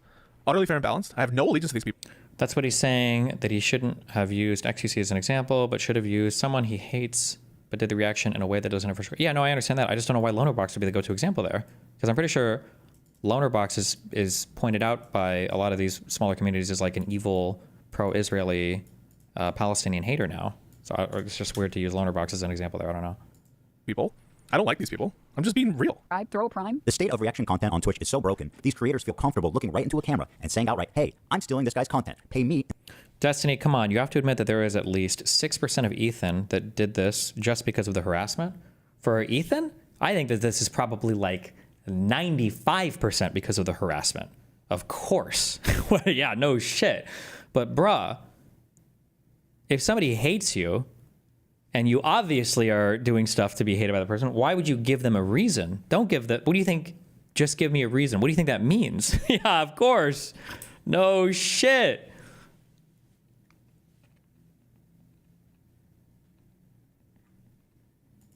Instead of him. This is not a healthy environment. And when people like Hassan reacting to entire TV shows on stream, my fear is that Sony... This is what XQC was doing, right? He said, my fear is that Sony will do this. Yeah, this is all not what's going on here. He doesn't have this big fear of Sony and these other organizations clamping down on the broader community.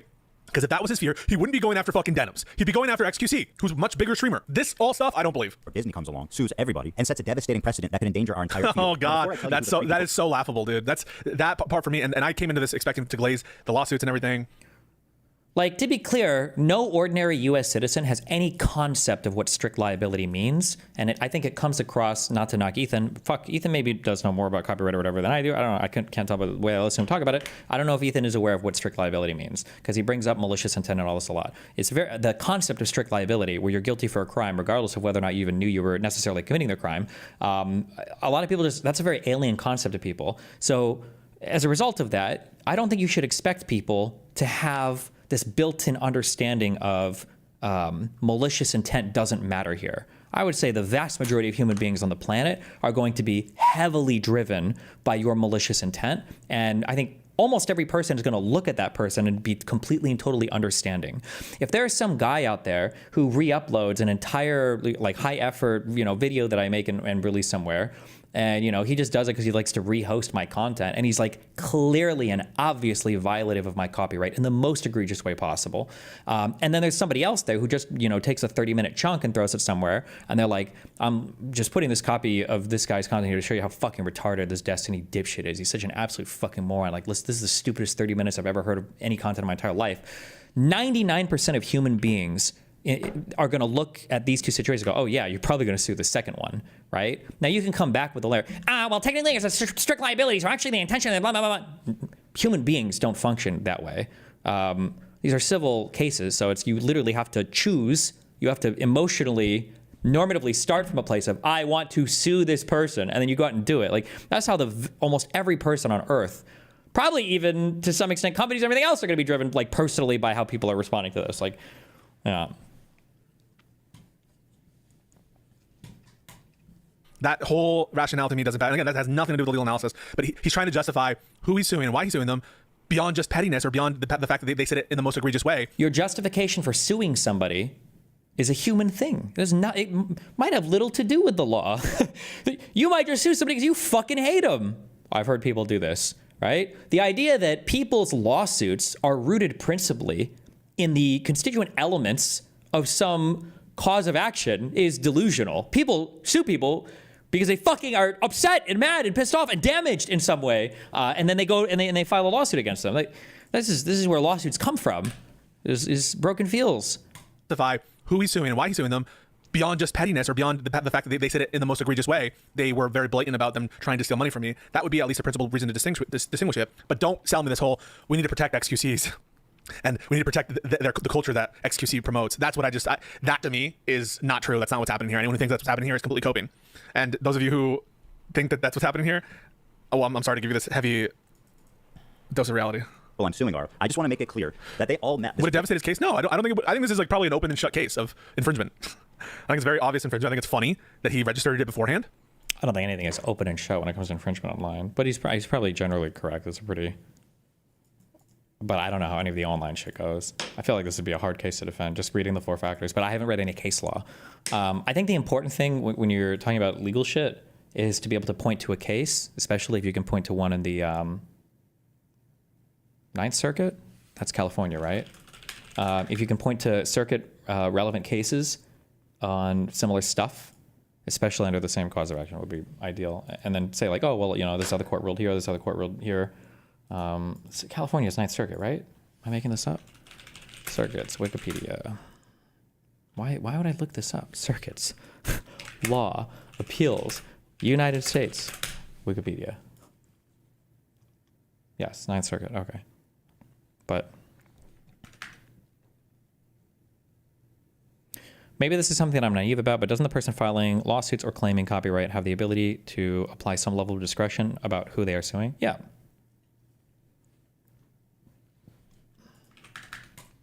And what's more is, I don't even think Denim's, I'm okay with him suing Denim's. Why am I okay with him suing Denim's at all? Because I think this kind of reaction content is. Do you think that Pisco is pedantically hedging with XQC to try and appeal to lefties? I don't know anything about that. I don't care about that. I mean, like, what Pisco is saying is correct in a strictly legal sense, I think, assuming the XQC reaction or whatever is just as transformative or less than Denim's. In the strictly legal sense, it might be correct. But I think it hardcore misses where these lawsuits are coming from and where almost all like civilian to civilian lawsuits probably come from in the United States. Now, maybe when it comes to like corporate law, companies are going to be more dispassionate and are just going to be doing the strict legal analysis, but potentially a problem in the future.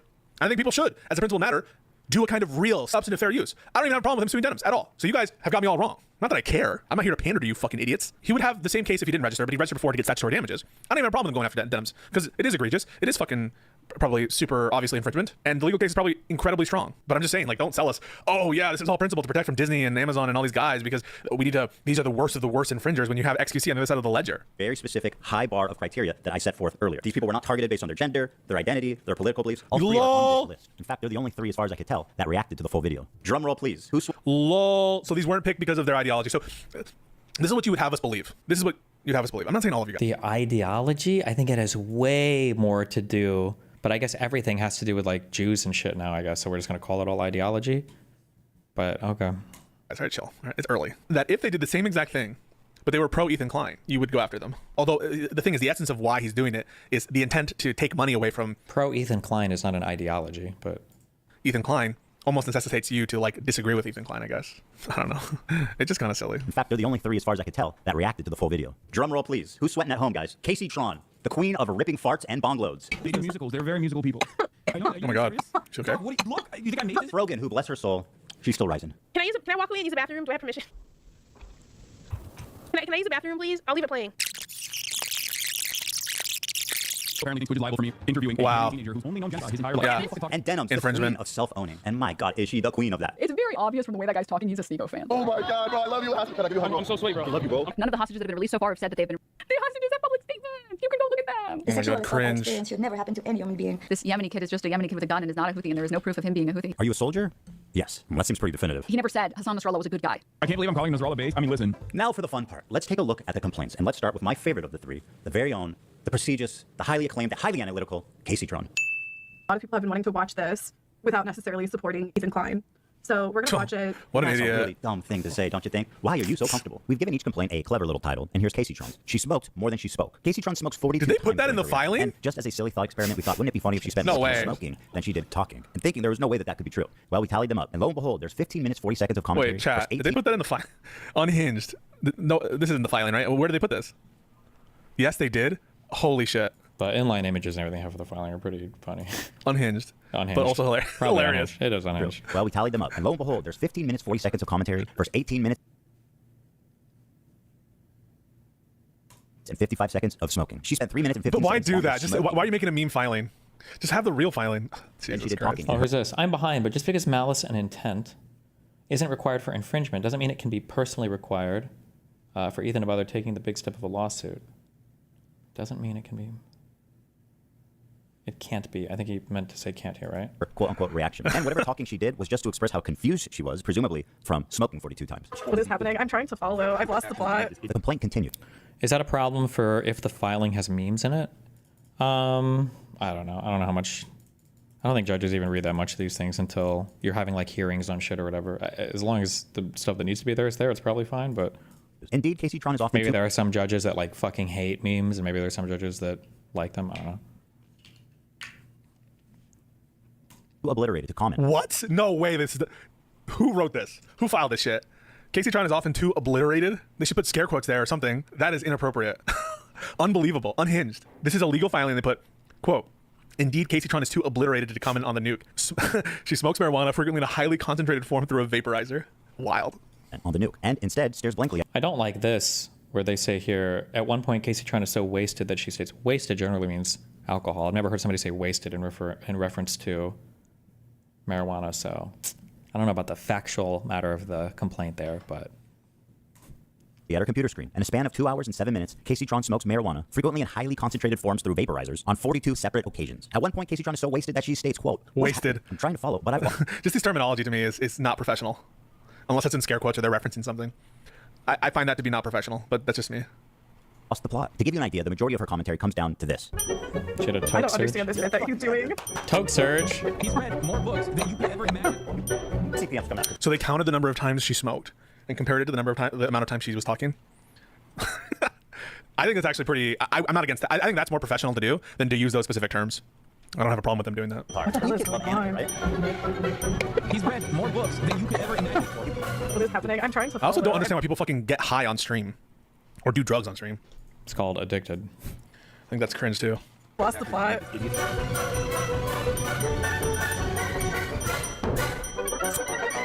Look up the definition. It says drugs. I don't think I've ever in my life heard somebody say, oh my God, I got so wasted last night. You're like, oh shit, really? Like, where'd you guys go? Oh no, I just smoked so much weed in my apartment.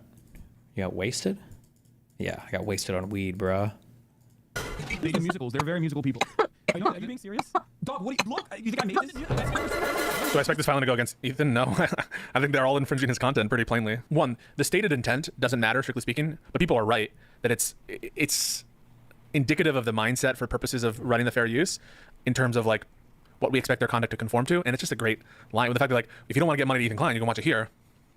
It just is emblematic of the mindset, which is embodied by the fact that it's not transformative, right? It's objectively not transformative. And the line just encapsulates that, so. Objectively not transformative. Again, that's a difficult one. I don't know what the standard is for React stuff to be transformative. I think that's a really hard one. Like, who knows? Like, who knows? Yeah. I don't think that there's good cases of fair use here. I think that there are good cases of infringement here. They're violating the right to reproduce, to make a copy, violating the right to perform, violate the right, arguably, to make derivative works. A Casey Tron style video, I don't know. Maybe Vape God, Vape Nation could make this kind of video. This is a music video. And as dumb as all that is, this is the part that really got her sued. A lot of people have been wanting to watch this without necessarily supporting Ethan Klein. Without necessarily supporting. Intent doesn't really matter for the elements of infringement. It's a strict liability offense. It is strict liability. So even just I understand, I want to stress all the time, you do include those statements in your brief. Those statements are very helpful for all of the atmospherics. They're helpful also as an encapsulator, but it's not an element of infringement. It will personally motivate the fuck out of you, though, to sue somebody. If you really want to get sued, then you got to be a huge fucking cockbag. And even if that's not part of the whatever they're suing you for, it will push people to sue you more. It absolutely will. It could worm its way into the fair use analysis in some ways. Oh, okay, and he is hitting this now. That's good, yes. Depending upon how you're, because the four-factor stuff, these are not hard-line rules. Like, these are going to be debates between parties and then ultimately decided by a judge, and they're going to have to weigh different factors subjectively against each other. And statements like that cut against you might ultimately push it one way or another if it's a really close balancing test, you know? For example, I would have never watched The Nuke or his latest one if Destiny didn't. The streamer was the transformative content. In my perspective as a viewer, it's super vague. Technically, in my opinion, I think the funniest thing is that I feel like highly transformative content, I actually feel like highly transformative content is actually more damaging and a greater substitution than the original piece, which is funny, I think. Like, if there was an hour and a half YouTube video and I were to watch 30 minutes of that for chat without saying anything, and then I say, I don't want to watch the rest of this and leave, I think that would create less of a substitution than if I were to do a highly transformative 7-hour react, which is a little bit ironic, I think, because the first one, it would be more copyright infringing, because there's never, ever been a case. I'm sure there's been plenty of cases where I've watched like 20 minutes of a video on stream, like, this is boring, and people are like, oh no, Lincoln, I want to watch the rest. Whereas if I watch like a 30-minute video and it takes me like 2 hours to, get through all of it, nobody's like, okay, now I want to go back on my own time and watch for the 30-minute video, right? Like, but in that case, we're not. Hopefully, we've engaged in something transformative. It's not a copyright infringement, etc. But it does create a greater substitution, I think, than the original. Well, no, actually, I'm using that incorrectly. It doesn't create a substitution of the original because the work you've created now as a transformative work is something new that's not necessarily a replacement of the original, I think. No. Is the four-factor test is to determine if the work is transformative? No, it's not. No, it's just, no, that's not necessarily true. Because like like an educational reproduction for something could not be transformative, but still not be copyright infringement because of the four-factor bullshit or something, right? There's just not an element of infringement. And so the whole, like, we need to define this line for them to show and prove the infringement. Like, no, XQC is an infringement. And it's just part of, like, my main critique so far. In general, I think a lot of this is funny. A lot of things, I don't have a problem at all with him suing these creators for infringement. I actually think it's probably good, but I also think it would be good to do it against XQC. Oh, I was going to say something. Denims et al. Are also not upholding a reaction tradition that matters. They're not upholding some reaction culture. So to the extent that Ethan is claiming he's defending the reaction culture, I think he's like, I don't know if he's lying. He's certainly wrong about that. But to the extent that Denims et al. Are saying that they're protecting some worthwhile reaction culture, they're also wrong about that. And I hate to do the both sides of something, but that's just my opinion. Ethan Klein. So we're gonna watch it. What the fuck is going on here? Stating outright that her intention of doing this is so that people who don't want to support me can watch. Corporation is going to establish like bad precedent. So don't, like, it's just this muddled explanation to try to justify what we already know, right? And what we already know is he's suing these people because he wants to, because they're the biggest assholes to him, and he hates them, and he's trying to set a trap for them. That's well, the outside of court justification here shouldn't matter as much as what actually shows up in the complaint, right? Now, maybe he might have put this in the complaint. To be fair, I didn't read. It was like 80 pages, so maybe he did put this in. But that's what's going on here. It's not this big principled stand on fair use. That's just what's not going on here. It's not to defend the reaction community. I can't, like, that to me is so bizarre that anyone would believe that. I'm not saying you need to sue everybody. No one's saying that. But don't try to sell me a justification that doesn't pass the smell test. That's all I'm saying. I'm not telling you, oh, if you sue one person, you have to sue every single infringer. No, that's fucking stupid. That's dumb. You sue the people who you hate the most, who are the worst infringers, who are people who want to hurt you. Yeah, that's fine. But don't tell us this is a principled stand for the purpose of protecting the reaction. Okay. I disagree with how he's using the phrase, this is a principled stand. But I think I agree with the substance of what he's saying. This is, Ethan's lawsuits here have less to do with the motivation to protect copyrighted content versus punishing people that are clearly violative of his copyright. I think he's very clearly in the right when it comes to the copyright defense. But the primary motivator here is quite obviously the fact that these people act like actual fucking ghouls. Thermos, thanks for $50. Did you see my email about the Ted Cruz interview and why his talks about internationalism is dumb and problematic? Also, here's 50 for watching for a long time. Thanks. I don't know. If you emailed it to me, I should have gotten it.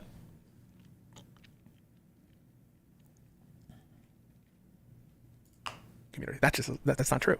I'll take a quick peek at the final. But this is take it to these three absolute morons to state their intention to steal my property on video. You know, and to all the detractors who are saying that I'm targeting women, that I'm a hypocrite for suing for copyright infringement. I just have this to say. Did he only sue women? I don't care. What I do hope, though, is that you'll support their crowdfunding efforts to defend themselves. Because let's face it, I want to make sure there's money left over for me when I win my lawsuits. You don't care about whether you're a hypocrite? So this is what he starts with, right? Yeah, but is Ethan even saying that his motivation was protecting the React community? It feels like it's from. Yeah, this feels more like a secondary thing. Like it, which I don't know how I would even explain this.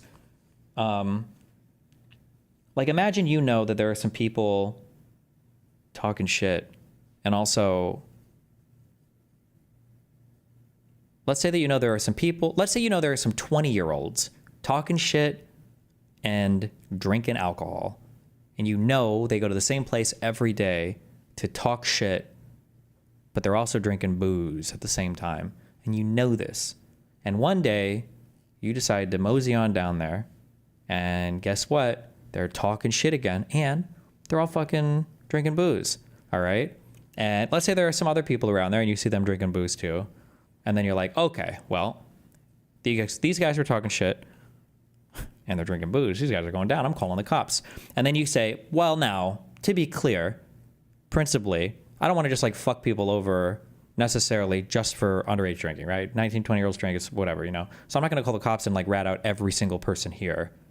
I'm just going after these 3 people, okay? So in that case, I think there's like a weird, how do you say this? Like, they're being fucked over for legally for underage drinking. The big impetus for doing this, though, is because these people are fucking with them personally. But you can still have a principled stance about who you target with this type of thing, in that you don't want to go after people that are, just drinking or whatever, right? I don't know if that makes sense. That's what I guess. Like, my guess is going to be in the United States, when it comes to, like, civil stuff, almost all of it is going to be personal to some extent. But you can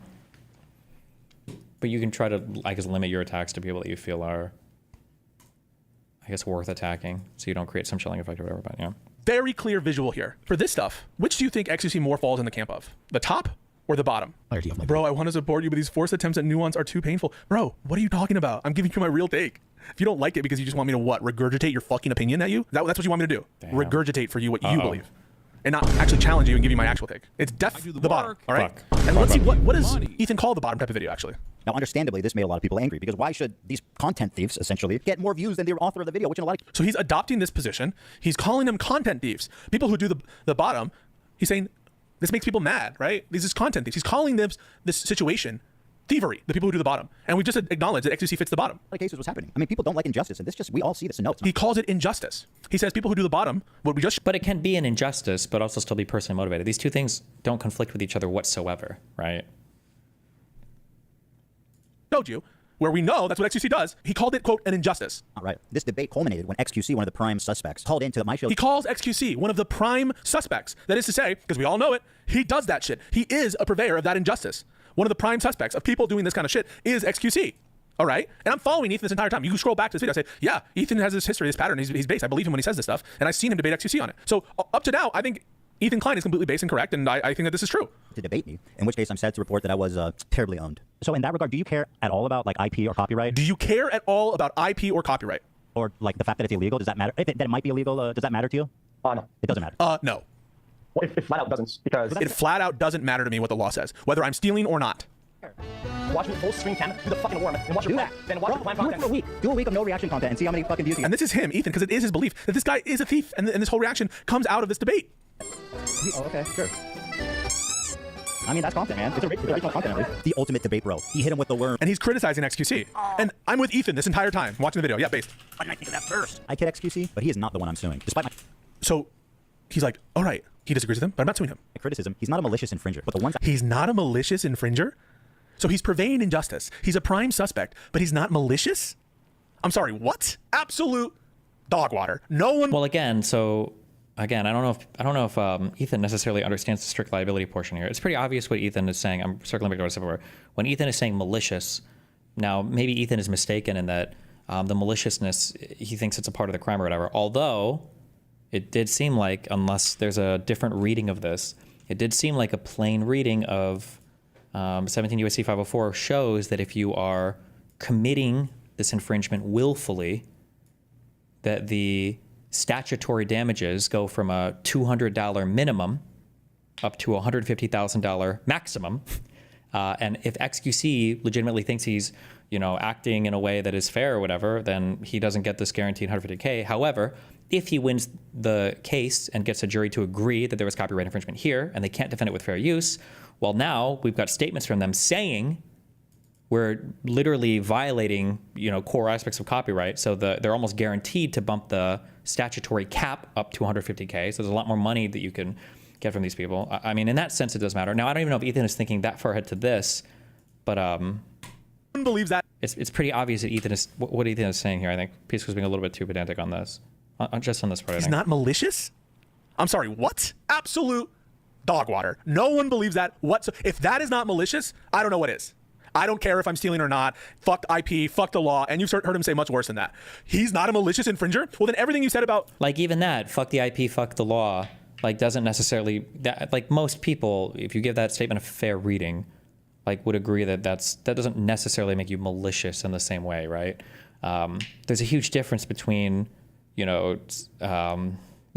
maliciously damaging somebody through copyright infringement versus... just saying I don't really care much about the law. These are two, you can even argue one might be negligence, or more or worse, gross negligence or willful negligence, recklessness, I don't know. But there is a difference, right? injustice here. No one can believe you. You called this an injustice. Hang on. You called this an injustice. You said it was an injustice. He pervades the injustice. He doesn't care that he's doing it. And that's not malicious. He's not a malicious infringer. That is complete bullshit. And then, where does he do it? Let's see. People like Hassan reacting to entire TV shows on stream. My fear is that Sony or Disney comes along, sues everybody, and sets a devastating precedent that could endanger our entire field. Now, that's his fear. His fear is that Disney and Sony come in and do a lawsuit that fucks with all of their rights. That's what he wants you to believe. So you tell me, what is more likely to trigger a lawsuit from Sony or Disney? The kind of shit that XQC does, or the kind of shit that Frogan et al. Just do? You tell me. XQC is bigger. XQC reacts to more mainstream stuff. That alone. So if you were actually concerned with the state of the reaction community and fear of chilling lawsuits from these big bad guys, we would be trying to police our own, the worst offenders. And the worst offenders absolutely includes XQC and friends. Fucking owned, all of you guys. Destroyed, demolished. That said, these people are like very clearly infringers. Let's take a look at the lawsuit real quick. I don't have a problem with him suing them at all. Like if this lawsuit was only done for the purposes of protecting copyright, if that was the sole reason, then I think I would agree. But I would have to rewatch Ethan's video to see if that's the only reason he gives. Like, it's pretty obvious that the majority of this is driven by the fact that these people are incredibly antagonistic towards Ethan. Oh, they actually included the Nightmare on Denham Street. This is, oh my God. It's funny, but it's cringe. This lawsuit is about ending the practice of lazy reaction videos. Dude.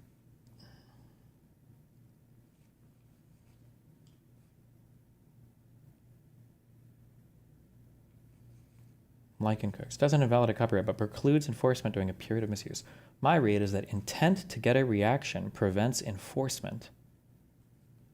But in the future, he could enforce. Intent to get a reaction. I don't know what he ChatGPT'd for this interpretation. However, intent to get a reaction, making content that you know people will react to, whatever he's talking about would never qualify here. Like, okay, so complete vindication for me. That's not what this lawsuit's about. That's not what this lawsuit's about. So I'm completely vindicated. He is pretending to be a savior.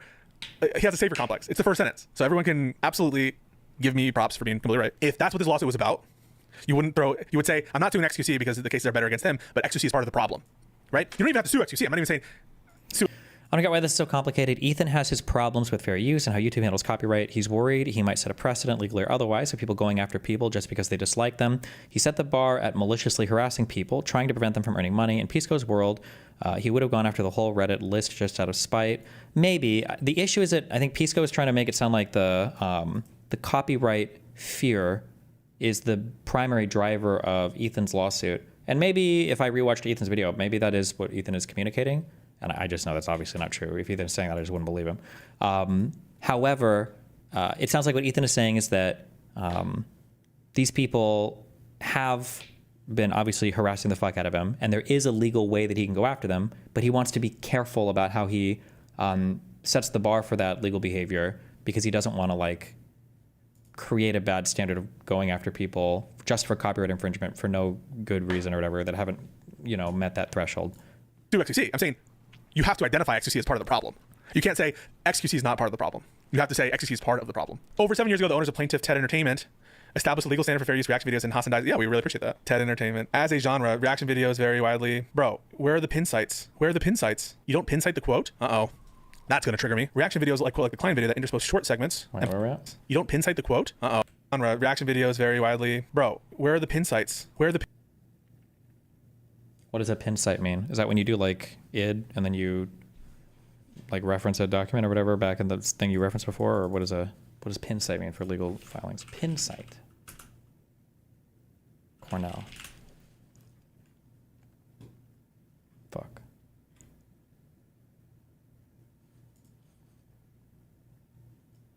The specific page in the case that the citation is for. Okay, gotcha.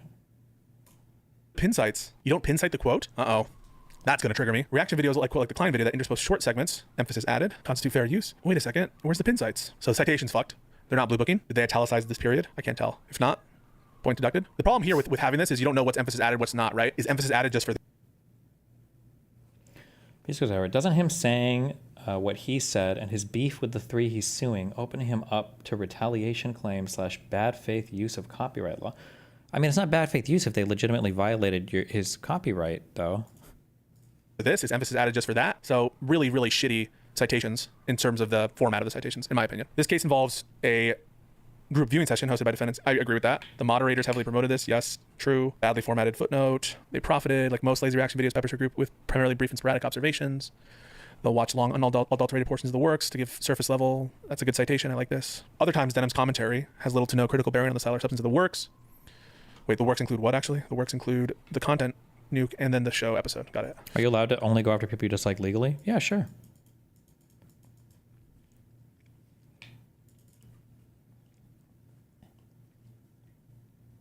Spisco trying to imply Ethan has shit lawyers. Maybe. I mean, there's like ways to format legal docs, and like legal formatting is not like it's like these aren't. You're not writing PhD theses. I think you can formatting stuff here. I think is important. I think it shows something, right? It's like showing up with an iron shirt or something to a meeting.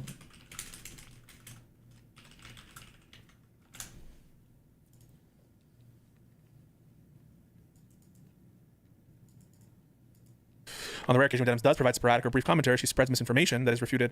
Okay, that's not relevant, but I guess part of the story. On the rare occasions when she actually shows the factual basis for a claim, her statements are refuted, but the said. Okay, I probably mostly agree with this. I think some of the, I feel like some of the focus is wrong, but I think I probably mostly agree with that. Okay, rock, film, seal, people with one name, names, scissors, poetic paper, button, museum, snake. Shoot, thread, hitman, record, needle, undertaker, tape. No! Fuck. The Rock, the Undertaker. Is Snake the name for somebody? Hitman? I don't know. God damn it. It's got to be something like this, right? I don't know what Snake is. Is it a wrestler? I'm just literally just thinking Escape from and Metal Gear Solid. Pro wrestling icons with the Snake. Okay. Poetic, paper, button, museum. Film, shoot, thread, seal, record, needle, scissors, and tape. Oh my god. Okay, you can film, record, shoot, tape. Boom.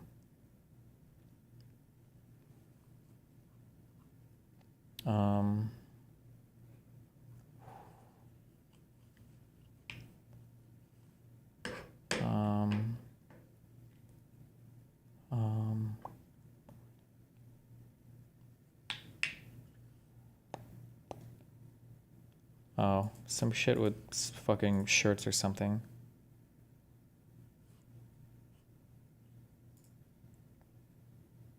Items in a sewing kit. Yeah, whatever. Easy.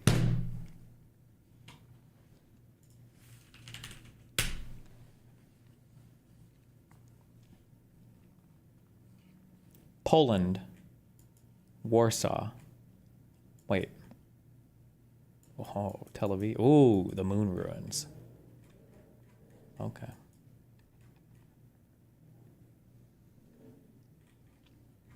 Oh my god. Are you fucking ready? Here we go. Here we go. Here we go. Here we go. Here we go. Here we go. Here we go. Here we go. Here we go. We're about to get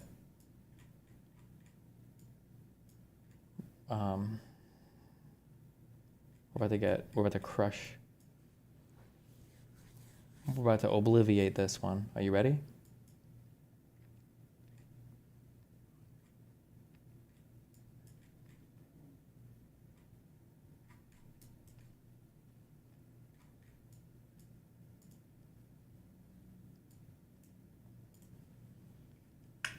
What? Citizens of Poland and Austria assembled at a hotel in Tel Aviv for evacuation. They've got their suitcases and shit. Go to the airport, you fucking losers. Whatever.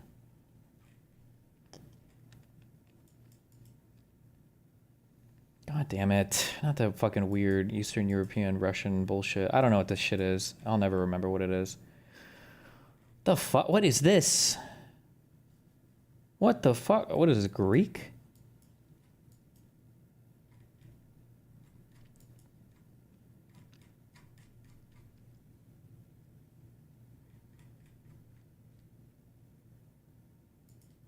No, too cold.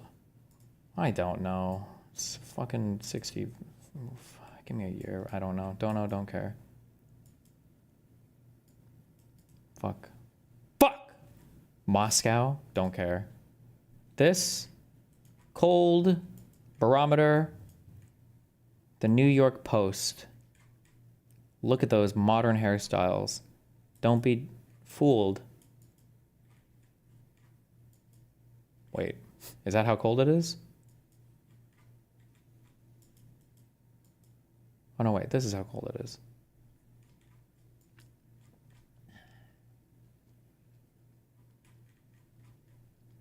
Boom, boom. Cold day in Oslo, are you serious? Don't care. Let's go. We're getting 35K. We're getting 35K. What the fuck is this? It's not Arab. Ick. Is it? No. We're in some Southeast Asia shit. Oh, I know exactly where we are. I know exactly where we are. Bangladesh, for sure. In 1962 again. No, this is way more modern. 88. Boom! Fuck! People end up at a bus stop in Tehran. Why is that? Is that Arabic? No, it's Farsi, right? That's like a different written language. 700 points for that. Okay. We need a big one. All right. Big bridge. Golden Gate, because that's the only big bridge's name I know. Let's go. Which is in what? San Francisco, right? Let's fucking go. That's this one, right? Please. Yes. Would that really be it, though? Does this really look like it could be that? Did they rebuild it? Did they make it bigger?